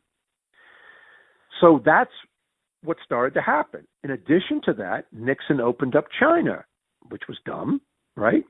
And so there we go, with all this stuff about how can we get this stuff cheaper elsewhere, rather than why don't we be an exporting nation still and keep manufacturing jobs? Yeah, because when I was growing up, I used to hear the Chinese saying that I want this product. This is made in America. This is going to last stronger. Yes. This tastes so good. It's fresh. It's pure. And now, just to save a couple of bucks, I would go for something that's crappier, would break down faster. I mean, isn't that bad mathematics? This is The Rest of America on globalcrossover.com and justicenews.net. America, but I own 3 American-made cars, 2 Ford Expedition EL Max and a Ford F-250. They're made in America. When I go to buy replacement tires, now, I don't care if it's made by Michelin or Goodyear. I have Michelins. But if you look on the side of a tire and it says like B6, I may be wrong with this, but that means it's made like in Mississippi. So you can go buy a Nissan car made in America. And by the way, I tell people, if you really want a Maserati and you're really rich, go buy one. They're made in Italy, whatever. I don't care. But try. Like you and I were going back and forth. My jeans I'm wearing right now are made by the All-American Clothing Company. And talk about better. The best thing I ever bought, and I can't find the company anymore, was called Kane 11. My socks, almost all my workout socks and walk-around socks are made by Kane 11. I've had them for like 6 years. They seem to be brand new. Did they cost more? The other socks that people have, they wear after like 3 months. Yeah. So we should attempt to have a president who wears American-made clothes, promotes American-made things. We don't have a president like that at all. Yeah. Donald Trump never did this. Biden doesn't do it. I don't know why not. Why wouldn't he hold a press conference and say, listen, he has some money, obviously, and say, hey, by the way, just so you know, my suit's made by Hickey Freeman. It's made in New York. My ties that you see me on and these things, they're mostly made by Bow Ties in Vermont. My dress shirts are made by Allen Ed. I'm not trying to advertise for them, but no, I know. I try. No, hey man, even if you do, what the heck? I mean, why not? People advertise all these crappy companies. Why can't you advertise good American companies? That's true. I know. Right. But try. Why do other candidates or other presidents or senators? Why aren't they trying? I have no explanation for this. Because probably they're wearing something made in China or Ukraine. But it's something that you just said a while back. Yeah, you talked about the Amish belts.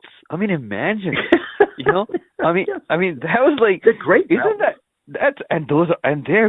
they're really cool people when it comes to manufacturing. It's all furniture, clothing, and so many other things.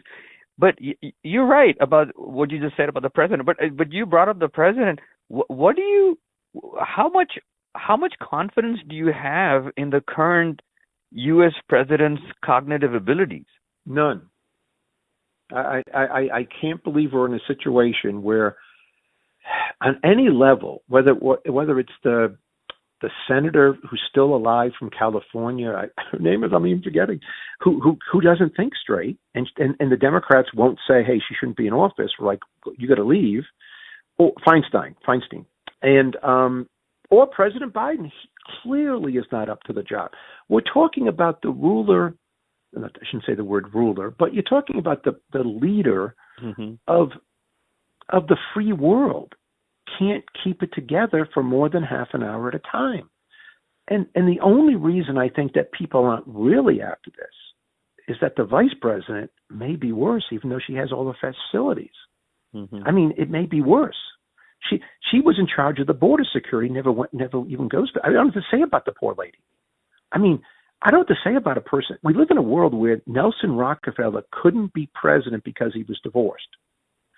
Years ago, not that long ago, 50 years ago, whatever it was. And yet we have a vice president who announces that, she started her career by sleeping with the mayor of San Francisco to get a good job. I mean, we hear this stuff and we're like, no one's appalled. No one's appalled by what's going on. But the president's cognitive ability is not enough to be the president of the United States. It's not enough to be in charge of a lemonade stand. I'm not making fun of Joe Biden. God bless him. He's been around a long time. But the problem with this country is that look at the last elections, except for Obama, which is a one-off situation, right, that we had to have a black president. It generally, from the Bush, son of a Bush, who I didn't think was a very good president, and I've met him, and I met his father. I went to the opening of the Bush Library. He couldn't have been a nicer guy. He's a very nice guy. Not really qualified to be president. And it got worse, in my humble opinion. So this is where we are. We've had 4 presidents in a row that continually, I think, get worse. And I don't know what to say about it, because how could we be like that except we live in what I would call a celebrity nation? So few people paying attention that no matter how much money is spent on any of these elections, the vote will change by maybe 0.5% by the end of the general election. Yeah. When you think about it, right? Yeah. $1 billion spent to change the election because people are just set in their ways. They're not paying attention.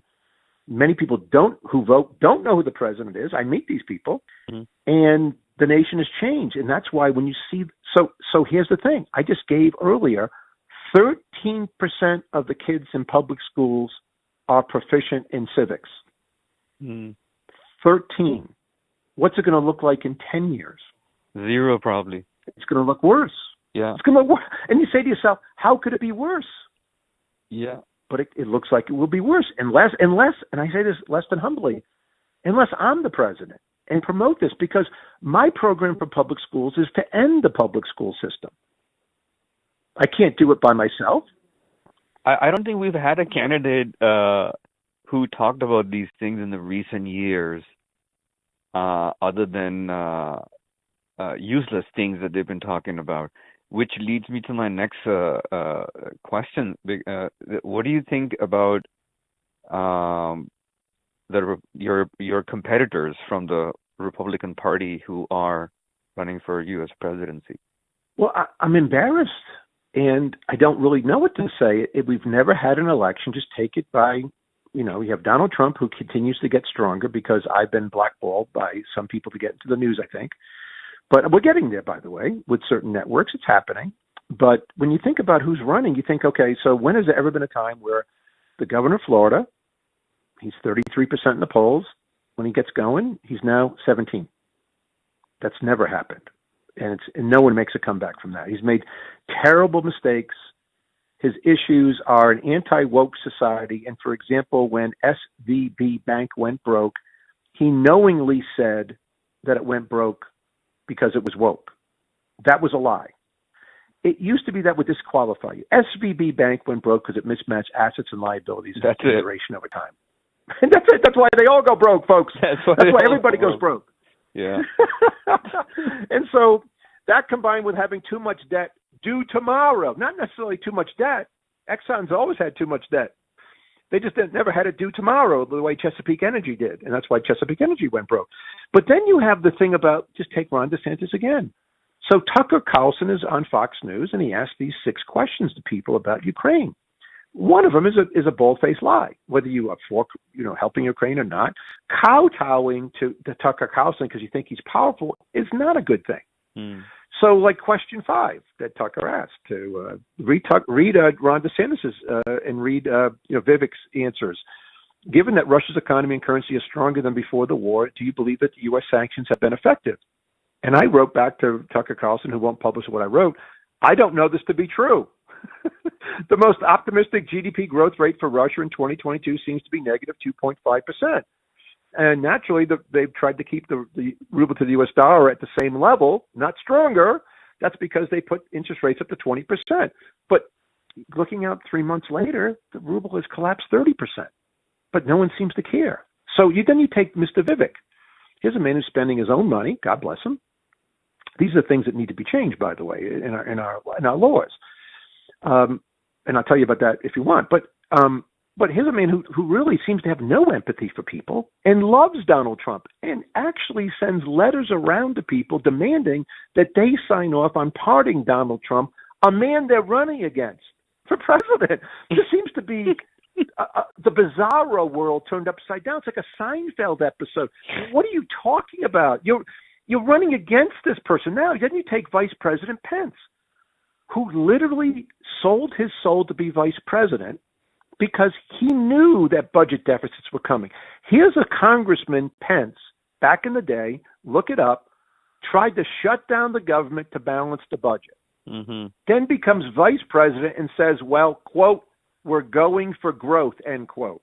And runs up $8 trillion of debt in 4 years when every conservative like myself went after Obama for running up $8 trillion in 8 years. He doubled in $8 trillion in 4 years, and we're supposed to like want these people to be reelected like Trump or. By the way, the other thing about Pence, there's never been a vice president running for president who starts at 7% and just stays there. What is he doing in the race? I'd much rather be me. See, I'm actually not in the polls yet. I will be, but one day you're going to see Laffey 1%. Who's Laffey? And then I'll be 3%. But as I say on TV, do you think that Nixon in 60 as vice president started off at 7? No, he was 50. What about the senior Bush in 1988? Do you think he was at 7? No, he was at 50, to be rough with the numbers. Then you work your way down to Nikki Haley. By the way, everybody should analyze, why is that person running for president? Nikki Haley is running for president. She says it 100 times. She said it last week. I'm running for president, she says, because I'm the daughter of immigrants, Indian immigrants. I'm like, okay, that's not really okay, keep going, Nikki. And then she says, my daughter is having trouble buying a home. I'm like, okay, I don't know more about that. Keep going. And then she says, my son is writing woke papers to get A's in college. This is The Rest of America on globalcrossover.com and justicenews.net with Imran Siddiqui in Washington, D.C. You're listening to a conversation with the former mayor of Cranston, Rhode Island, Steve Laffey, the Republican presidential candidate for 2024. And I'm like, that's why you're running for president? Did the world end? Am I living in another world? It's a side trick. Is this the Matrix? Did I just whip into another dimension on a Star Trek episode? I mean, these aren't reasons to run for president. Now, she started at 7, today she's 3. Yeah. Now, that's because she has no reason to run for president.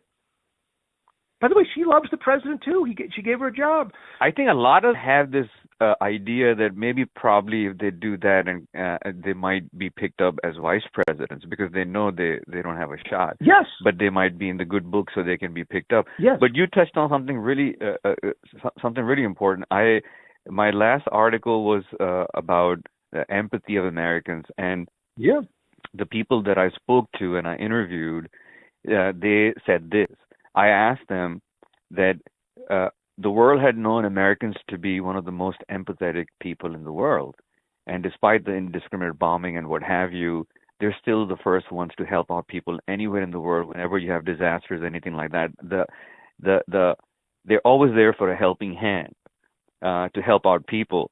What do you think happened, and why do you think it's going away? And in that article, what I wrote, what people told me was that most of Americans were brought up with the Gospels and the Bible and compassion and empathy and the fear of God. This country had that, people had that, and it showed. And now it's going away, and thus the compassion and the empathy is going away because Americans, they say that it's one nation under God, but the government sounds like it's one nation under the Satan. What do you think about that? Yes, I am an evangelical Christian, and I do see from when I was a kid till today, a lot less empathy. And I think that, say, Donald Trump and Vivek Ramaswamy show the lack of empathy that for people. I mean, and it gets at any issue you want to talk about. My reason for running is that we're having a financial crisis. I'm a financial expert, and we've got to help enlarge the middle class. That means getting people out of poverty. And I don't see anybody talking about, there's not one candidate talking about getting people out of poverty to get them into the middle class. No. I can't even understand it because it doesn't make sense. This is why we would run for president. I have a very specific proposal why I'm running for president. And I can't even repeat why Ramaswamy's running for president. I can't repeat it. I don't know how to say it. It's so convoluted about the founding fathers and that. But we've got to get people out of poverty, enlarge the middle class, make it 65% of the country again, so we can have a stable country. This is what we unite Democrats and Republicans over. But yes, with less people in church and less people, having leads directly to people having less empathy for others. And listen, I am not the most empathetic person. I am not Mother Teresa. I think more people can pull themselves up by the bootstraps than they do. Don't get me wrong. I don't like laziness. I like people to be on time. There's things, but we will always have the poor with us. We're always going to take care of special needs kids. We're always going to take care of our Down syndrome people. But the lack of empathy for even what happens around the world. And I'll give you an example. I mean, one of the real examples is immigration. Now, I'm against illegal immigration, and I think people who are here illegally will have to leave. Absolutely. I never make any bones about that, but that doesn't mean I vilify people trying to come here. But for the grace of God, go me. Go I. But I also think since I've been to Guatemala, and I haven't told you about my trip across the border into Mexico, which was a dangerous sort of situation with Dr. Robin Hoover, a Christian pastor, but it's written up in Nation magazine. And after I went to Guatemala, and I went down to Mexico, and I went with Julio from Rhode Island and David Chiara, and we went across the border with a pastor because it was the only way we were going to be safe. I had to stand next to him. We went into Altar, Mexico, and here's a bus. As long as I lived, let me just tell you, a bus pulls up. People get off the bus. They start calling to find coyotes or what they're doing, to getting money wired or whatever they're doing. I go to the Catholic Church and visit with the priest, and he's explaining to me what people are about to do to go across the border. And then there's a pregnant lady with a little kid, about 4 years old, holding the hand, and she's starting to walk. She has no coyote. She's just going to walk. She's like 20, 30 miles south of Mexico. I'm in Mexico. I'm not like watching it from the border. I'm in Mexico. I noticed that all the cars that I see in Mexico in people's homes are all Chrysler minivans. I kid you not. And I'm like, why does everybody have a Chrysler minivan? Well, this lady starts walking. I'm like to Dr. Robin Hoover, can we help her? He says, no. If we help her, you're going to get killed. And I'm like, oh.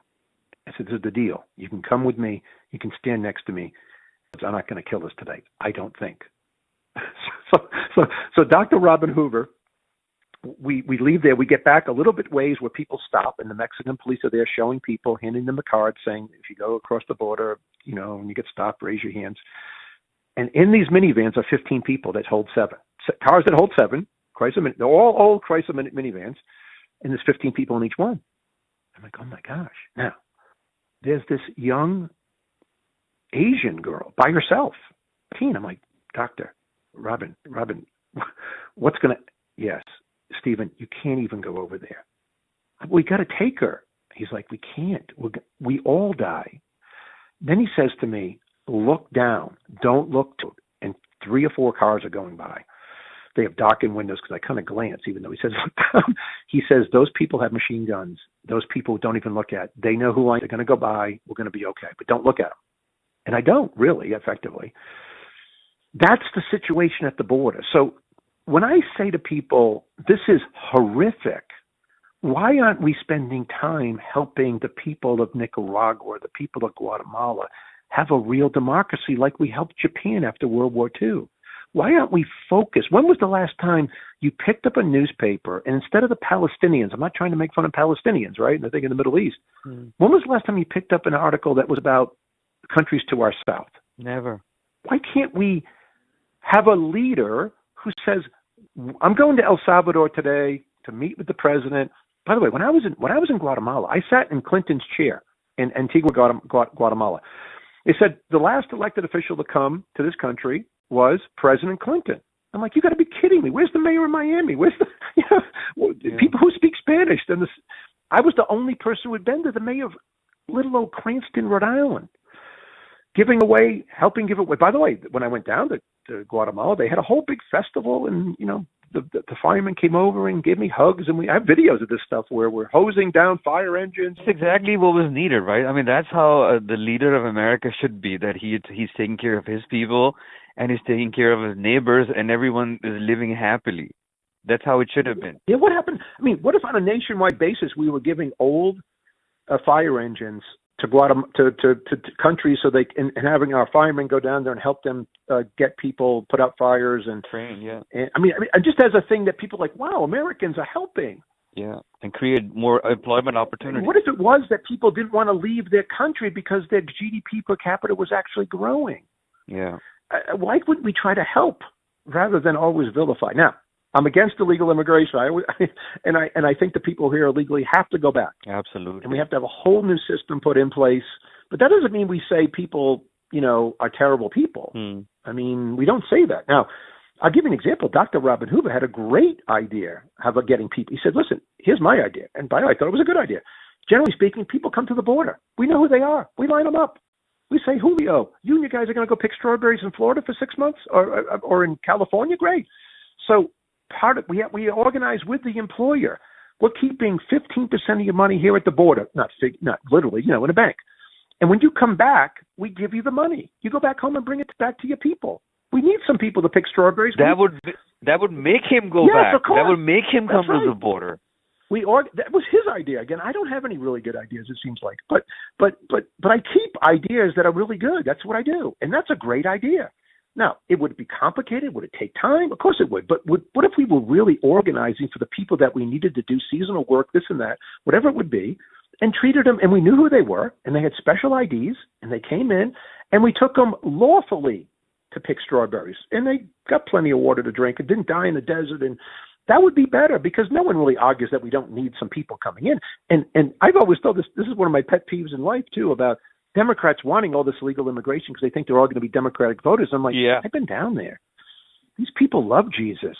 They want their kids to be educated. It seems like they're going to be Republicans when they move here. So I don't know if that's really happening yet, but these people want to work. They want to move up socially. And that's why, unfortunately, a welfare system combined with illegal immigration or too much immigration doesn't work. Yeah. It doesn't work, because if people had to come here and say, yes, we're never going to get any welfare for our families and so forth, and we can't be eligible for anything the way it was, you'd have a different crew of people coming. Yeah, I mean, it took me and my family a lot of time to become citizens. We went through the process. We were patient. We put in our dues, and we waited. And by the grace of God, we got it. Yeah. And it just hurts me to see that a lot of people can just bypass and don't even have the skills that God gave us to bring here and apply them here to help other people out. Because the skills that I have are not mine; they're given to me by my Lord, and they will be gone back when I die. So might as well share them with the people that I know. But unfortunately, it doesn't happen like that. Yeah. But what I wanted to say to you is that, out of the 350 million people, about 180 million are registered voters. But we don't even have a record of all these registered voters ever voting. The maximum they would go is 70, 80, or maybe 100 million. Yeah. So what it leaves us is about 150 million people who are potential voters for someone like you. So the question is that why can't people like yourselves and like-minded people like yourselves from any party, and especially here I'm talking about your party, the Republican Party, why can't they all get together instead of putting up their own shops? Why can't they put their resources and efforts together and collectively come up with a powerful consortium that will go out and connect with those hundreds of millions of Americans? Then they don't even need your mainstream networks or any lobbyists to help you win elections. Yes, it's a good question. I for the life of me, have been confounded by the fact that people don't vote, that even within my Christian community, even at every church I go to, find half the people there don't vote. We know that half of the evangelical Christians don't vote, and I have no understanding. I meet these people all the time, by the way, at churches I go to and churches I go to now, and it's the most confounding thing that I've tried to figure out and get around and successful. I don't know if it's simply that people aren't going to vote because they're just not going to vote. But again, when I take the Christian communities of America, we know that half of them don't vote. We also know that most of the pastors won't speak from the pulpit because they're intimidated by the Johnson Amendment, which doesn't really pass any constitutional scrutiny, and no one's been taken into account for it. And they won't speak about particular candidates. Even in Rhode Island, when I was running for the Senate, literally, well, I wouldn't say there was a couple of Christian pastors who did speak about me specifically. I was the only pro-life person running for the United States Senate. But it was a Catholic priest, Father Donnelly, who had me as a kid, at St. Paul's Church when I grew up Catholic, who actually said, I don't care what they say. We're voting for Laffey. We're voting for Steve Laffey. And so we need Christian leaders to just violate the Johnson Amendment and say, sue me, which some do. But all of them need to do it and say, we're not being kowtowed anymore. You need to vote. We need to have people involved. If it started in that community, which is the community that would save America by voting, we wouldn't have these problems. If all Christians voted in all elections, we wouldn't have a split Senate. We'd have a majority Republicans. Do you think that one of the reasons is because they don't want to choose from lesser of the two evils? I don't know. I've done this for a long time. I've talked to people about it. I asked people about it. I don't think I have a great answer. I don't know. Most things I do know. This one, I am as confounded and as perplexed Yeah. as I've ever been about any subject, because it would seem that no matter what I do or what other people try to do, I've met pastors trying to do this, who go from church to church, who have prayer stuff in Washington, D.C., and we still can't get it done. I mean, it can be done. What I faced is, I can only tell you about what I did. Like, a lot of people criticized me for not voting last time. And I said, they were saying, Imran, you're wasting your vote. You should have exercised it. And I said, I'm not going to vote for a lesser of the two evils. Yes, I agree with that. That's going to happen. I voted for Bernie Sanders, which was a mistake. And after that, I just lost trust. And that doesn't mean that if there is, for example, if there's across the 50 states, there's a roadshow campaign where Steve Laffey is out there and people hear about Steve Laffey, and the churches and mosques and synagogues and what have you connect with him and say that, hey, this guy is just making sense, that would help other people. I think maybe then people will see. I think a lot of it also has to do with how much of the media blocks candidates like you. Yes. The mainstream dying legacy media, which has only 500,000 eyeballs or maybe 1 million, and the internet would have more. But I understand the importance of broadcast networks. You can never compete with them as far as the mindset of the populace comes in.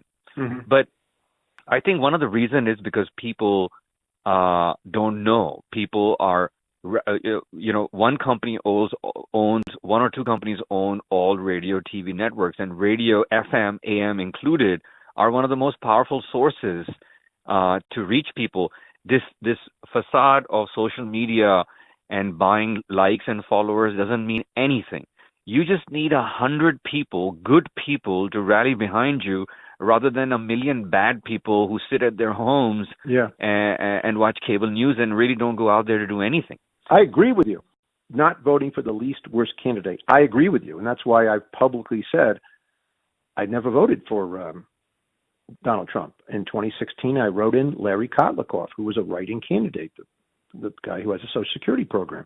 And in 2020, I wrote in my own name. I couldn't vote for either. Now, doesn't mean I didn't vote for the city council race, but I vote in every election. But I will not vote for the least worst candidate. Yeah. I won't, and I said to people, listen, I'm more of a Calvin Coolidge conservative. If you run up $8 trillion debt in 4 years, I am never voting for you. And by the way, when I tell this to people, when I talk about Donald Trump, and again, not about like hating Donald Trump or this or that, but when I say to people about the $8 trillion in debt, and then I bring up the PPP program and said he signed it, which was $800 billion of complete waste, and then I add in about the student loan non-repayment or the putting it in abeyance for a while, I said Donald Trump did that. That happened in 2020. Now, Biden made it worse. He went to the Supreme Court. He lost. I get it. But it was Donald Trump who told people to stop, who allowed people to stop paying their student loans. Republicans do this all the time, and then Democrats make it worse. But I would say that the real thing that really happens and why people feel disconnected, take one issue, student loan debt, and take what happened with the Supreme Court decision a couple of weeks ago. And I was on with Chris Cuomo and talked about the solutions. But it's a very interesting thing for people to watch. If you go to my website, watch me on with Chris Cuomo. But what I would say about it is that I provide the top of my head like 7 solutions to student loan debt. 1, stop the Parent Plus loans entirely. It allows upper middle class parents to go so much into debt and allows colleges to keep raising tuition. So if people don't know what a Parent Plus loan is, it's simply this. Your kid grows up in Colorado, wants to go to Nebraska because they like the football team, and you say, okay, instead of paying $11,000 in tuition at CSU like I do with my kids, we haven't got to my kids yet, we should, and what I do about education, but so they go off to $50,000 at Nebraska for the same quality education. Yeah. You pay 4 times as much, which we shouldn't fund at all. We shouldn't fund people crossing state lines unless it's a particular major. Like you have a kid who wants to go to UCal Polytech because he wants to build airplanes. Yeah. Right. And by the way, why would we not change how much we would loan people if we're going to loan anything from the federal government to be 1 times their starting salary? So, for example, you're going to get out of an engineering course at MIT and you're going to start at $80,000. Well, 1 times your salary, we could loan you. If that's the average, we could do that. If you're majoring in anthropology at something state and you're going to start off at $23,000, we can loan you $23,000. But you have people majoring in anthropology with $100,000 of loans. But the Parent Plus loan means that no matter what happens, your daughter gets into New York, NYU, and you find all these scholarships, it's a great student, and you still loan $30,000, and the kid turns to the mom and dad, or the mom or whatever, and says, and the mom says, okay, I'll sign off on these $30,000 of loans. Now, that person may be making $80,000. And all of a sudden they start down the loan process because they don't care what you make. As long as you haven't gone bankrupt, they'll loan you $30,000. Then they'll loan you 30 and 35 and 40 and 4 years of college with one kid. You have $100,000 of loans. You're the parent. Yeah. And that person turns 65 and can't retire because they can't pay that loan. It's gone. It's over. Why do we have it? It's totally. So even at the top of my head, I can give 7 solutions. Here's the problem. I give these 7 solutions. I'm on TV with Chris Cuomo. By next Wednesday, no Republican candidate has given any solutions for student loan debt, which runs at $1.7 trillion and growing faster than we can count. This fall, everybody's going off to college. They're going to take out Parent Plus loans. They're going to cross state lines and borrow more than they should.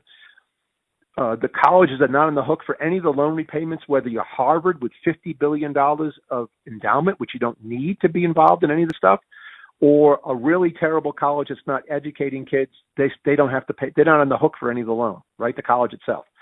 It's just going to continue like this fall. This is what breaks my heart. This is why I'm running. No other candidate has a program to even stop it, to halt it, except me. And here I am trying to get it out. I do one show, and then all of a sudden the news cycle turns to cocaine in the White House and a heat wave in the South. Yeah. There's no stopping to solve a problem. Yeah, which is what you just mentioned about the cocaine incidents, and this is what goes on now. Instead of talking about how to help American people that run America, then the headline uses cocaine in the White House. Welcome to Global Crossover, the intersection of peace. This is Intersections. Global crossover. People, energy, and geopolitics. GlobalCrossover.com.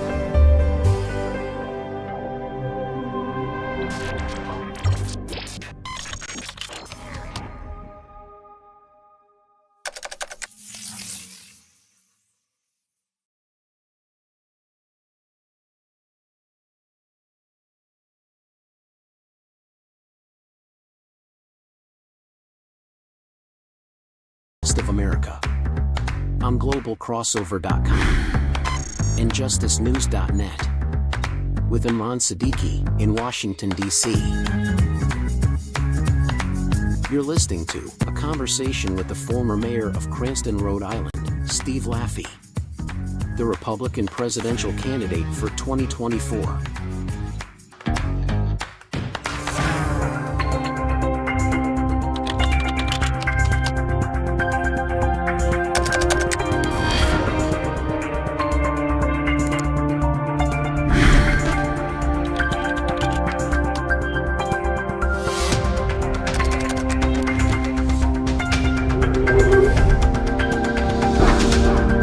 You're running as a U.S. presidential candidate for 2024. So, I've covered elections in other parts of the world and in the U.S.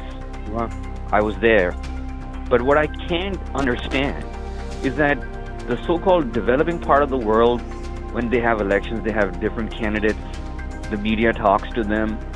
There is a two-party system in a lot of those other countries, but other parties still get chances. Why is it that people in America and candidates like yourself, that it's a really tight spot in the Republican Party, but you still took the chance, probably thinking that because your values are conservative and the Republican voter base would connect with you. But what if there was a third party, and that party was called a conservative party, and the people from those parties would go to these conservative, simple Americans who want to follow God and live their lives and take care of their families and live a debt-free life? Maybe these guys would connect with you and then directly vote for you. Yeah. I don't know. I only see one solution for this election cycle, since I've always been a Republican since I'm 18, right? And that's to run as a Republican, because I never thought that I would have enough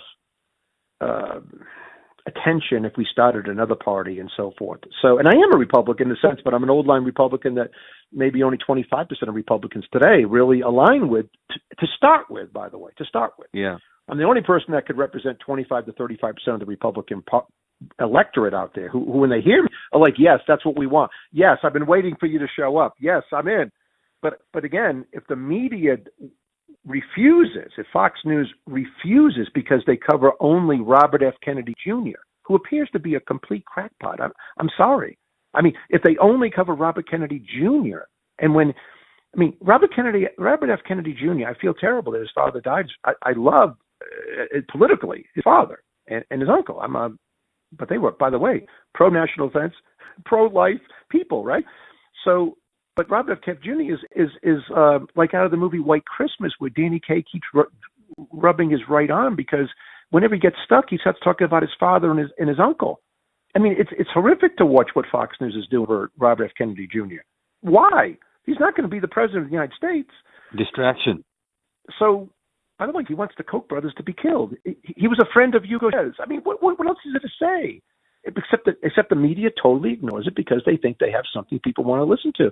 And now I have friends who say Robert F. Kennedy Jr. is fascinating. I'm like, fascinating? Do you know anything about him?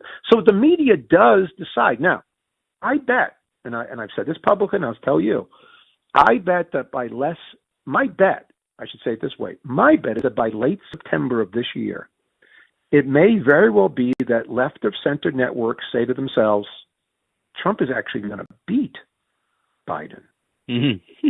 Two, they say to themselves, wait a second, we thought Chris Christie could take on Trump. Are you kidding me? 2%. That's what they think now. That's why CNN has a Chris Christie day every day. I mean, every day Chris Christie's on these shows. He's at 2%. Chris Christie, you asked me, are the candidates? And again, I'm not personally against Chris Christie, but he announces by saying character counts. He has no policies for America. He's going to take down Trump. That's why he's running. He's actually running so he can get a job, but he's actually running to get a $300,000 a year job on MSNBC when it's over. That's what he's doing. It's obvious to everybody, and even him. But so he runs. He's going to take down Trump. He doesn't do anything about taking down Trump. And by the way, he announces by saying character counts, except I say publicly, wait a second, yes, it's true, character counts. Governor Christie, you left office with a 14% approval rating as governor of New Jersey. You had two of your people in your administration go to jail over Bridgegate. They went to jail, Governor. You closed the beaches, and then you and your family sat on them while they were closed, videotaped. That's why people hate you in New Jersey. You love Donald Trump, even after he said on tape, I grab women by the private parts and I go from there to Billy Bush. Damn. You said he was a good guy because you wanted a job in the administration. You only turned against him when you didn't get a job in his administration. So that's what we call, that's a definition of a sycophant. That's someone who acts servilely underneath somebody because they want something. And now they're backstabbers. Now, the thing about backstabbers, and I just want to use the term very frankly, whether it's Vice President Pence or people who work for the president who are running against him, nobody likes a backstabber in politics. This is why they're going nowhere.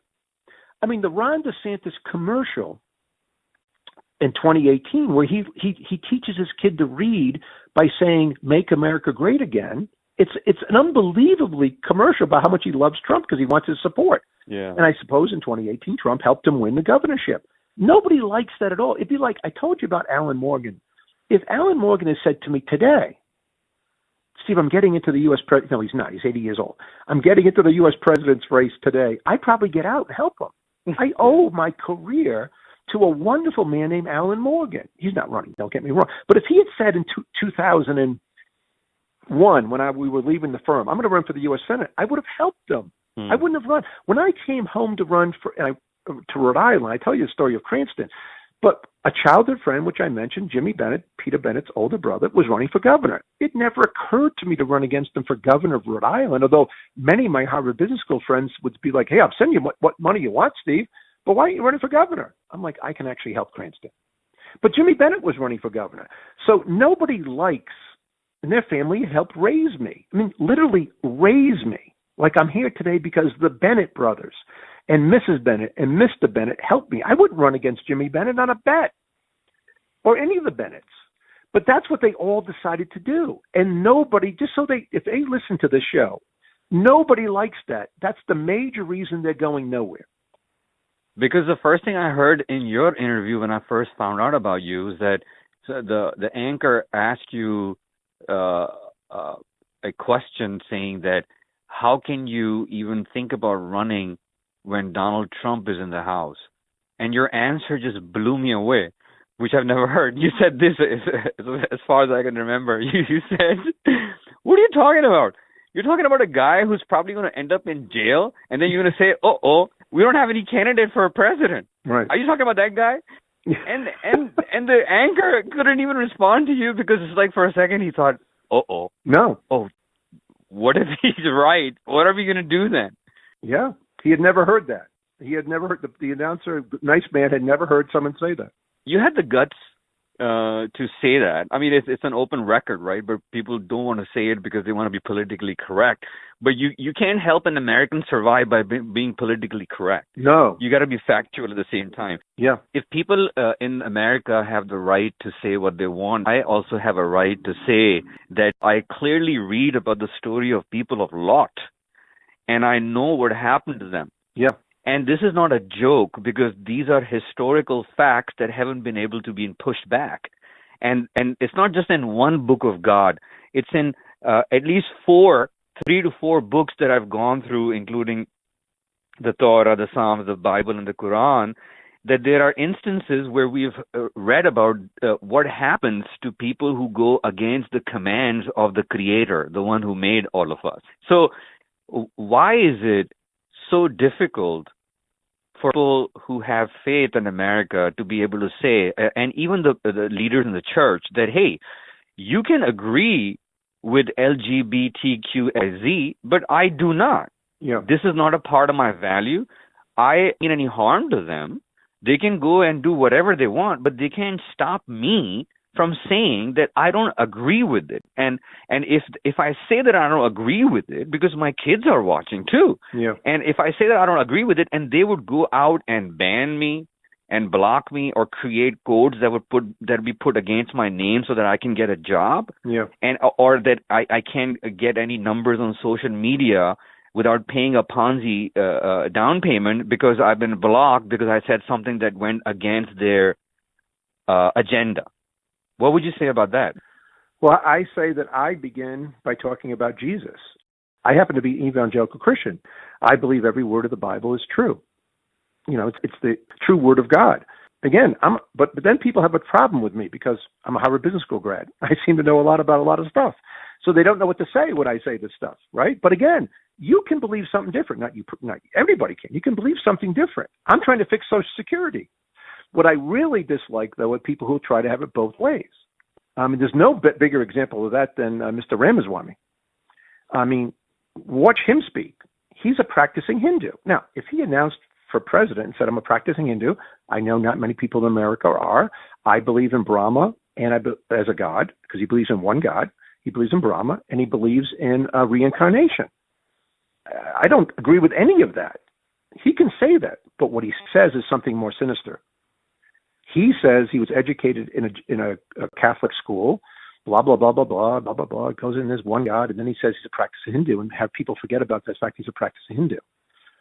That, and he'll never say he believes in Jesus. By the way, he doesn't have to be president, but he needs to be honest with people up front. But I think you'll find many people in politics like to have it both ways.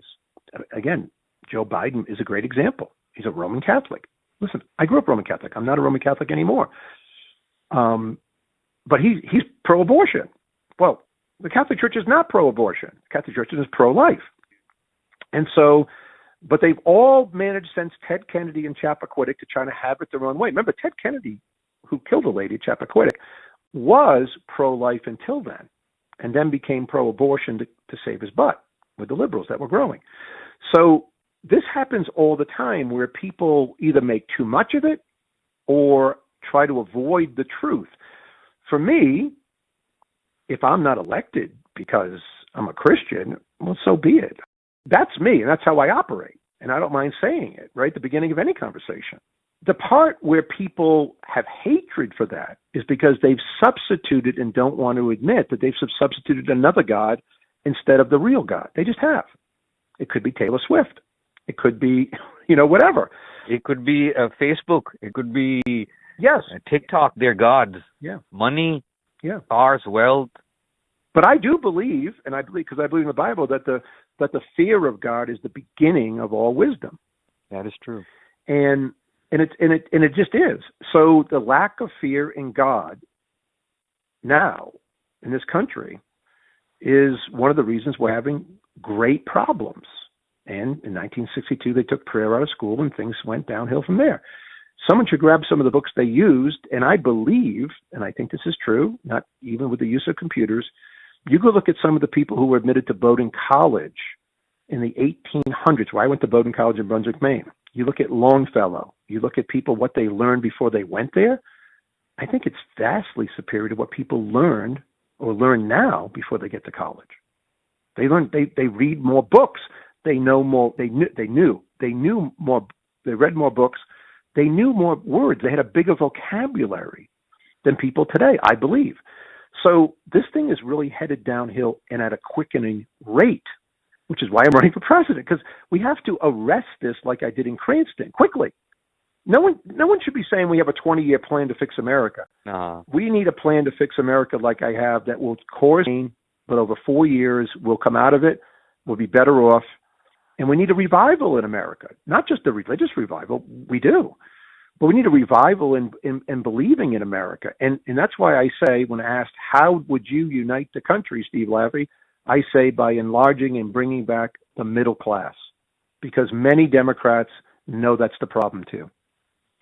In fact, look at research and look at the one issue that both Democrats and Republicans are close enough to agree upon. They agree upon that Social Security is broke. Yeah. It's 48 and if you look at things like guns, it's 70% of Americans think Republicans think guns are fine, and 20% of Americans, of Democrats think guns are fine. But you look at surgery, we can unite people. It's a third rail issue, but when I speak about it, everybody knows I'm right. Literally, everybody knows I'm right in the audience. Yeah, I think that your challenge would be how to cut through the BS of corporate America. Yes, which is the 25%, and the rest of America. That is just waiting to hear from you. This is a question from an Uber driver, an American who drives an Uber, wow, who did not before, but because of whatever happened, he's doing this now. So he asked me to ask you that as an Uber driver, he's driving and he hears about the government, his government, that he pays into is bailing out banks and corporations and all that. So he asked me this question. He said, Imran, how do we get the money? And I said, the paper money? And he said, yeah, because the digital money comes out of basically nothing, thin air. But paper money, I said, they're printing it. Yeah, it does. He said, well, he said they're printing it in the U.S. I said, yeah, they're printed. Yeah. And this was a ride in D.C. So he said that they're printing the money right here? And I said, yeah. So he said, well, ask him, if the United States government is the biggest printer of money, why don't they print the money and give it to their people so that they don't have to die out of poverty and hunger? Well, then you have massive inflation. The answer to that is simply that we have a system of where the Federal Reserve, most of our money is created through banks, not so much the Federal Reserve. It goes to the banking system, and by lending it out, that helps the creation of money, to be very simple with it. If we would just to do what Venezuela did, which is just simply print money, hand it to people, you would have massive inflation like Venezuela. Even if it's backed up by gold? Even if the money is backed by gold? Oh, well, that's different. You wouldn't just hand it to people then. the money should be backed up by gold. And one day I hope it is again, because then we have a system to control budget deficits. They can't get too big or all the gold will leave. It's a very simple system. Gold has been around, since the time of Jesus, and people have used it. And what governments tend to do back in the day before they had paper money, to debase the currency, they chipped off a little gold and put a little silver in, and they chipped off a little silver and put a little copper in, right? And we're basically doing that today with what we do with our currency now. The only good news for people is that being the world's reserve currency, which we are, and it's been fairly stable, even though the euro came along so many years ago and they took 20% of the currency translations. But if you're sitting in Venezuela, you want U.S. dollars. The reason that China, communist China, if it's always communist, will never be the world's reserve currency is that you can't even buy their bonds. You can't transact in the currency. So, but that doesn't mean that we can keep doing what we're doing, which is like wantonly spending. I always tell people that if we had $32 trillion of total debt and all the streets I drove on were like a highway from heaven, and the public schools are like, wow, this is great. Everybody's learning. I can't believe it. But we have nothing to show for $31 trillion of debt. So the direct answer to his question is that's not the way we create money in our country, nor should we. We shouldn't just be giving it to people on the streets because we'll have nothing but inflation. And so it has to be done in a way. But yes, that's why I propose changing the Federal Reserve to start with to having zero inflation. That's all they do. That will cause Congress to have to do its job. And you'll have a lot of problems initially when that happens, if it happens. But it's still better than waking up, tell the Uber driver, and I'll tell the next Uber driver, waking up 20 years from now and saying, wow, I am going to get Social Security. They're going to give me $2,000 a month. I've worked really hard at this Uber job. But effectively versus today, they have $200 a month. That's what's going to happen if I'm not president or someone like me isn't president that changes the system. And the reason that no one will do it is that, and again, I know politicians, almost all of them play a game of musical chairs, hoping that when the music stops, they've retired. And most of them get away with it. The mayor of Cranston, Rhode Island, when I came home, did not. I embarrassed him so badly at a public meeting before I announced that he didn't run for mayor and never ran again and has never been heard from again. And even though I worked out with him at the Cranston YMCA, not with him, I saw him at the Cranston YMCA where I worked out as mayor. I was the mayor. He never spoke to me again. so not the Y anyway, not after the election. So he was caught with no seat. He didn't get to sit down. The world ended. It's happened. It's happened to people in the French Revolution. It's happened. And it's going to happen in America. But politicians don't think that way. They think they can postpone it. And they also think that they don't have to tell you the truth. You got to be audacious, I guess, if I could put it in the best words that I can come up with right now. that you know what the ground is like. I mean, there's Trump out there. There's Biden and all these other people. Yeah. You might not have a chance. Yeah. Or you might. Because at the end of the day, God is in charge. God. That's right. And I just wanted to clarify that as far as my personal belief is, I believe in one God, the Almighty, but I believe that Jesus, Messiah Jesus, Son of Mary, is a messenger of God and he's returning. He's not God himself. So we might differ in that, but I'm not going to go kill you for that. I call myself a submitter, a Muslim. Right. I would lose my standing in front of God as a submitter if I deny the role that God gave to Jesus. When Jesus spoke, the word of God was coming out, but that didn't make him God, because God also spoke from behind the fire when he spoke to Moses. God also spoke from a whirlwind when he spoke to Job, but those were not God. So we might differ in that.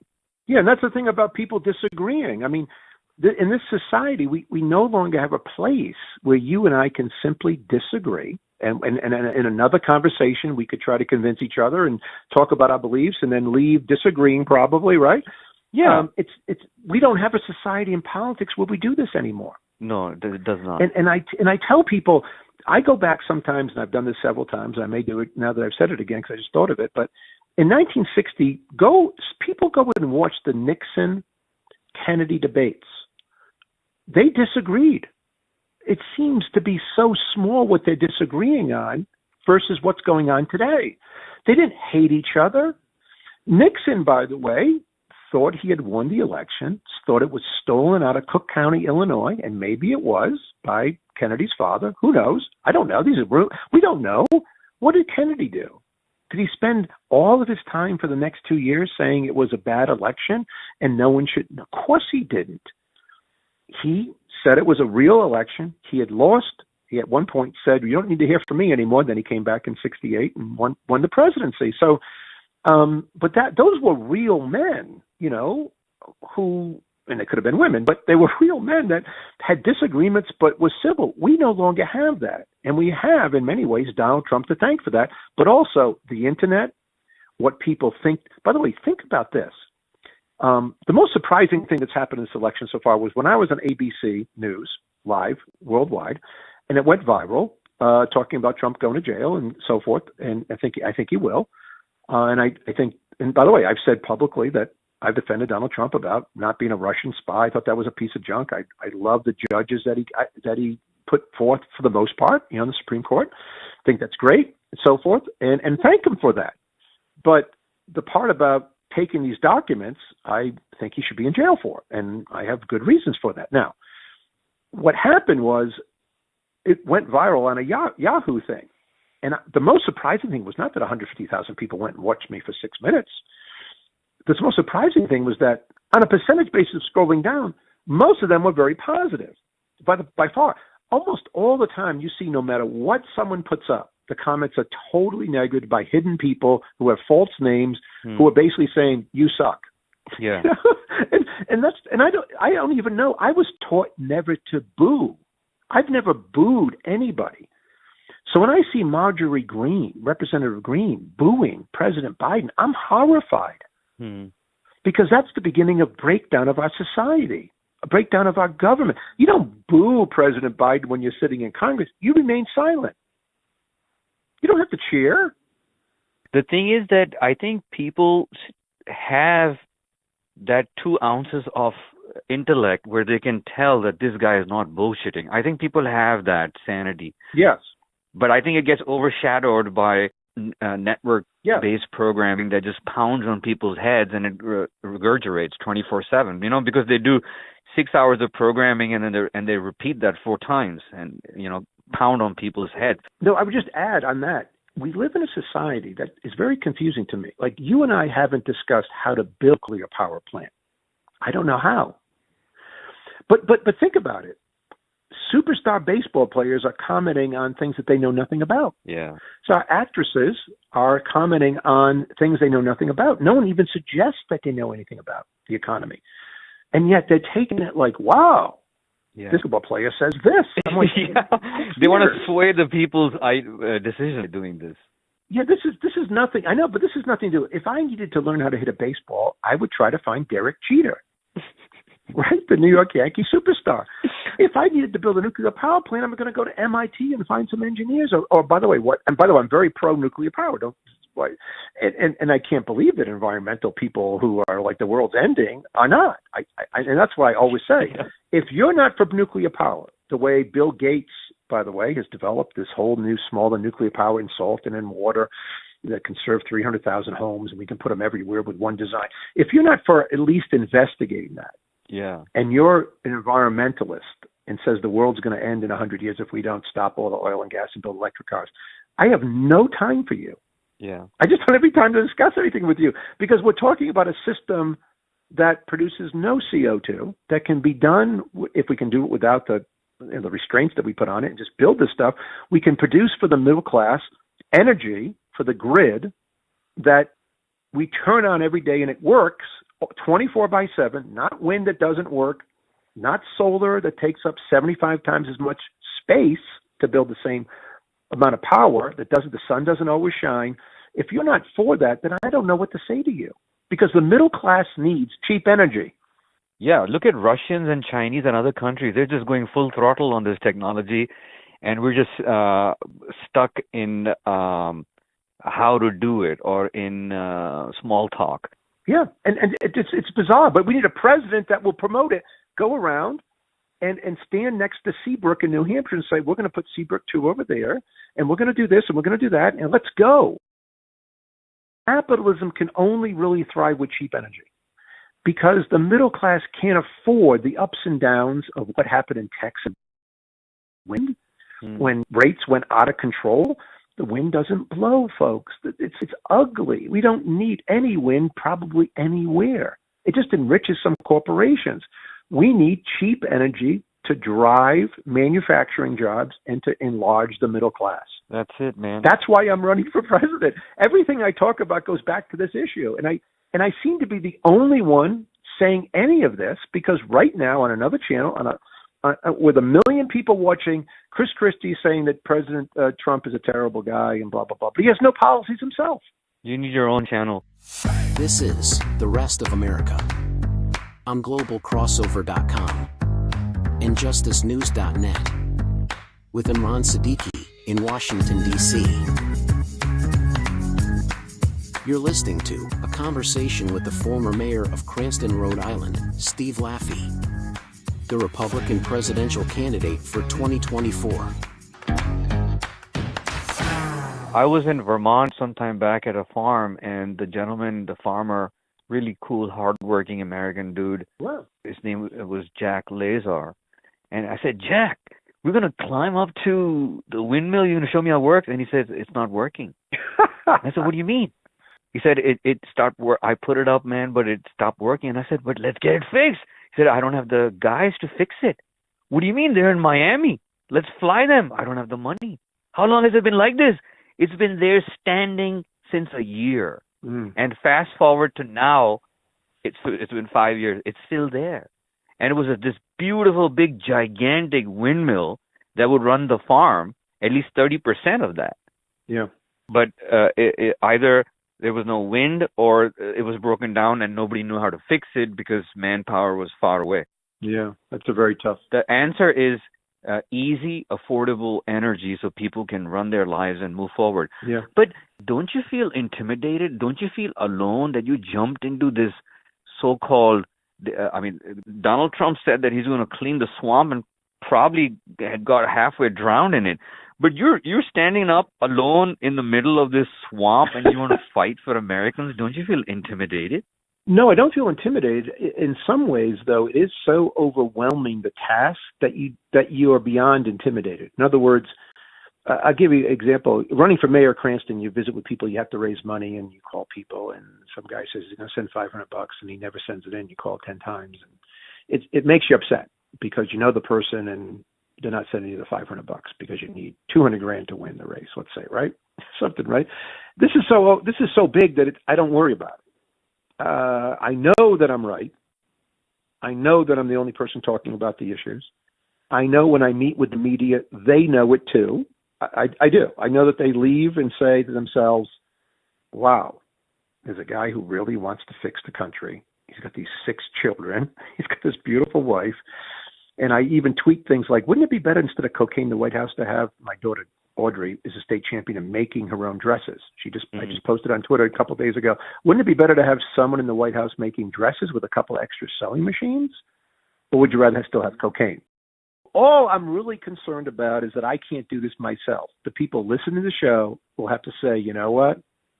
That guy, I'm going to go help him. And there's going to have to be a groundswell that I can't control at some point in a major way, like what happened to Herman Cain, who became a friend of mine, what happened to him in 2000, out of the blue.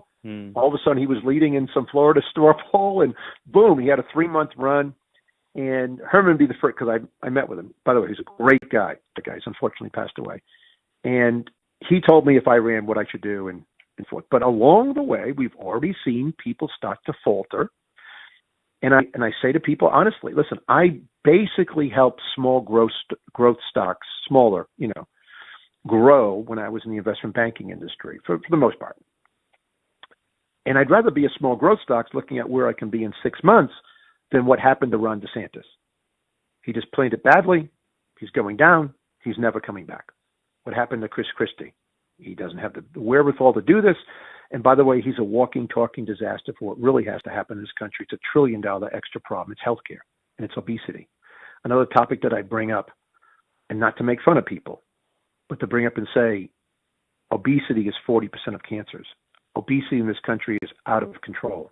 Mm-hmm. We've got to have a system where healthcare companies are fixing that problem, not handing out drugs. And we can go into the whole program for it. There should be another episode. Yeah. Yes, it's not easy for people to hear, but they know I'm correct. In other words, I don't have a bone to tell you something that is politically like, I'll just say this and maybe you won't pay attention. I only can tell people, although I'd love to kiss babies and I love to retail politics and shake hands, and I love it. I do it all day long. In this particular race, it won't matter. It doesn't matter how many hands I shake in New Hampshire. I've got to get on national TV. So, but I think when I look at the other candidates and they're going nowhere, that at some point the national media will say, there's enough about this guy Laffey. Look at the stuff he says. Why don't we cover him for 3 weeks? And if that happens, the world will change. Mm-hmm. Because that guy listening all over will say, yes, I don't even like what he's saying about some of these things, but you know what? He's right. And that's what we need right now. And that's why I'm running. And when it comes, I'm running really because of my children. I mean, I don't want my children to think I didn't really try to help the country. I don't know if you know, but the reason that people really haven't heard from me, the reason I didn't run for governor of Colorado, for example, which I had all planned to do, is that my daughter, Sarah Grace Laffey, at the age of 18, came down with stage 4 neuroblastoma cancer on May 29th of 2015. And she still has it. And my wife, Kelly Laffey, went to the hospital for 2 years. Now, she came home every couple of weeks. We had to sell the horses. I took over homeschooling 3 little kids. Now, I have 6 kids. She was homeschooling them. And this is why I talk about education and why I should be president, because I know more about this stuff, healthcare. There's no other person running for president who's seen $5 to $8 million of healthcare bills cross his desk. Now, we have insurance. We have to pay it. Mm. Other people don't. But no one's seen what I've seen, I think, running for president. Other people, by the way, have, and seen worse than me. Don't get me wrong. Yeah. But my daughter, Sarah Grace Laffey, still has cancer. She crawled her way back to graduate from college remotely at Colorado State University, and she has a graduate degree at Boston University, and she got married, and she still has cancer. So she's been given 6 months to live twice, 1 day to live once. She's still here with us. God will decide who lives how long. Exactly. So why am I having a bad day or worried about anything? By the way, God says don't worry about this stuff. He takes care of the birds. He'll take care of me. So why am I having a bad day when my daughter, she has teeth problems from the chemo? I mean, she's in pain. So why shouldn't I run for? I mean, I know more about these things that I can empathize with people about and fix than anybody running. That's why I'm running. Hmm. And by the way, those 3 little kids I homeschooled, they're all juniors at college. So why shouldn't I be in charge of education and promoting education? Why shouldn't I be? What are the other people doing? My kids don't write woke papers at college.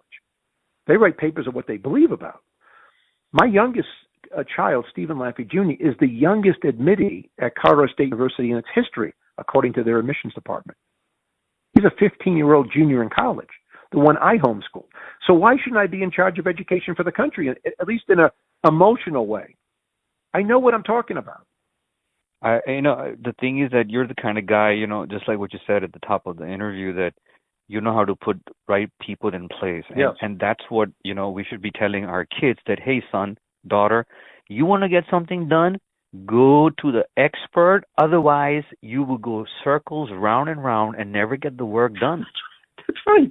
Save your time and money and energy. Go to the expert. Get it done. Yes. And then on top of that, you know about the family experiences and health, and I mean so much that it's just fascinating to find out that there's somebody like this in America who reminds me of, to be honest, which I was trying to be, Little House on the Prairie. Because Little House on the Prairie, no matter how much people make fun of that or whatever, a part of Little House on the Prairie was the real America. Yeah. That was the America where empathy, values, family, faith, it was just a perfect box to carry with you. And we still watch it. Yeah, and then the best part is that there's still a huge part of that still existing in America. But what role do you think you can play in improving the lives of fellow American citizens who've been played around for far too long now? Well, I'd like to be the president so I could be the lead. Not all the way Little House on the Prairie as a metaphor, but to bring back values. Not that I'm a perfect person, I'm a sinner, don't get me wrong, but to bring back values so people who meet my children say, oh, maybe we could raise our children that way. And again, not perfectly, but based on what I'm seeing, if you look at my children, they're high-performing, successful people. So if I can't do that, if I can only change some of this, where I get into a debate eventually, and people have to agree on some of these issues, and we change some of these issues so that young people get Social Security or the Federal Reserve gets changed, then I'll be happy. I don't know what I can do, but I've got to do something because I know the answers. I'm 100% convinced that I'm the best person to be the president at this time in the country. Just like I was the best person to be the mayor. I never would have been elected mayor after not living there for 20 years. It wasn't a financial crisis. Between now and the election, there's going to be another financial crisis that makes SVB Bank look like small potatoes and makes 2008 look like small potatoes. It could be pushed off for even in one more year. Mm-hmm. But over the next several years, it's coming. Couple of years, it's happening, and it's starting to happen now, which is why I'm running. Yeah. And I believe that the people with no answers, who won't answer these questions, are going to be toast. And at some point, even the people at CNN, God bless them, are going to say to themselves, hey, you know what? I'm 35. This guy could get me Social Security. Let's cover him. Yeah. I mean, people act in their own self-interest. I get it. But we need a revival in this country, a religious revival for sure, a financial revival, an awareness revival, a purposeful revival.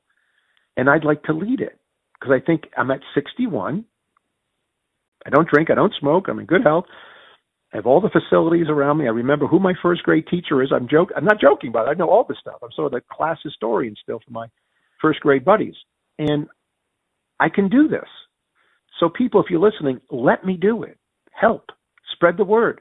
Go to the website and make it like a grass fire that takes off on a dry day. One day where people say, you know what?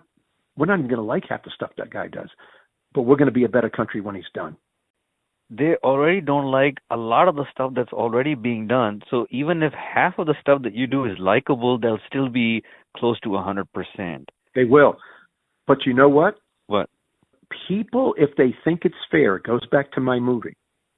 If people thought it was fair, they will stick their fist in with the other fist, like a high school basketball team, and say, I'm in.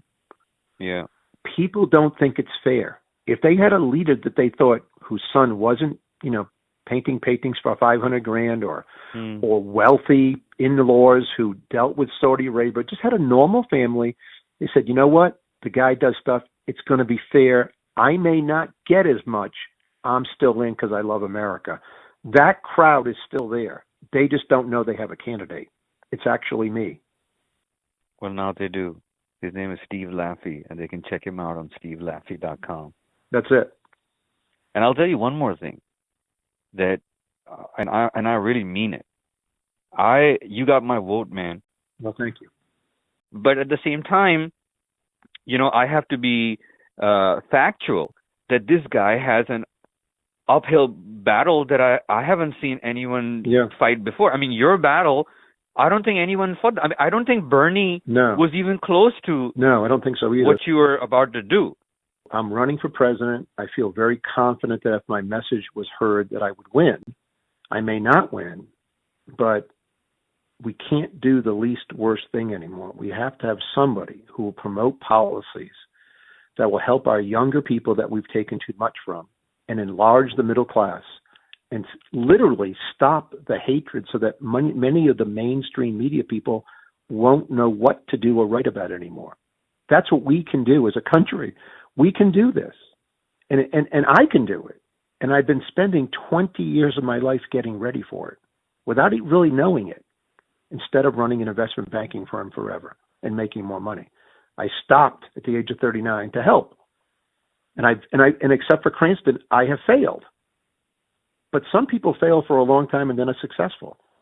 And I have it in my heart that we can fix this country and not fight so much, so that little Steve Laffey somewhere in Memphis, Tennessee today, in 8th grade, will actually become me, become successful, rather than what's about to happen to the millions of them. They come from troubled families. They're really smart. They need help. We can help those people have a future.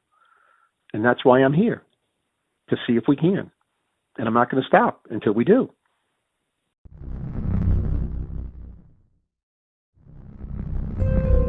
Welcome to Global Crossover, the intersection of peace.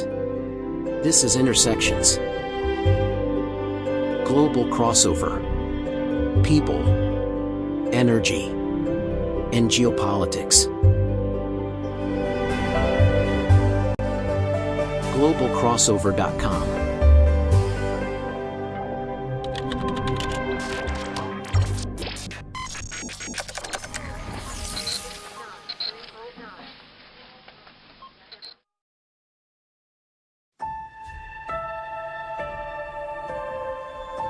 America, a nation of over 330 million.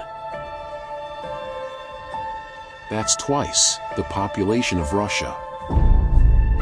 That's a lot of souls.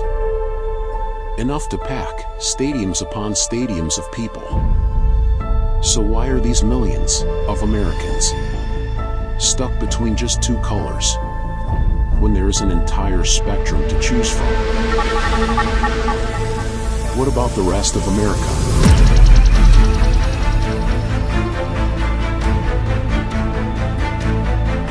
What's up with this? Just the red and the blue. Years upon years and years, and it continues. Is it designed to work exactly the way it does? If it is, then it's simply not democracy. It's duopoly. Democracy is defined as a system of government by the whole population, or all the eligible members of a state, through elected representatives. Not just a few, but by all of them. If around 240 million Americans are eligible to vote, but just around 130 million Americans vote, then where are the others? That's almost half of the entire continent. Where's the whole population of the so-called democracy? What about the rest of America? Where is the rest of America? The rest of America. Let's go find it.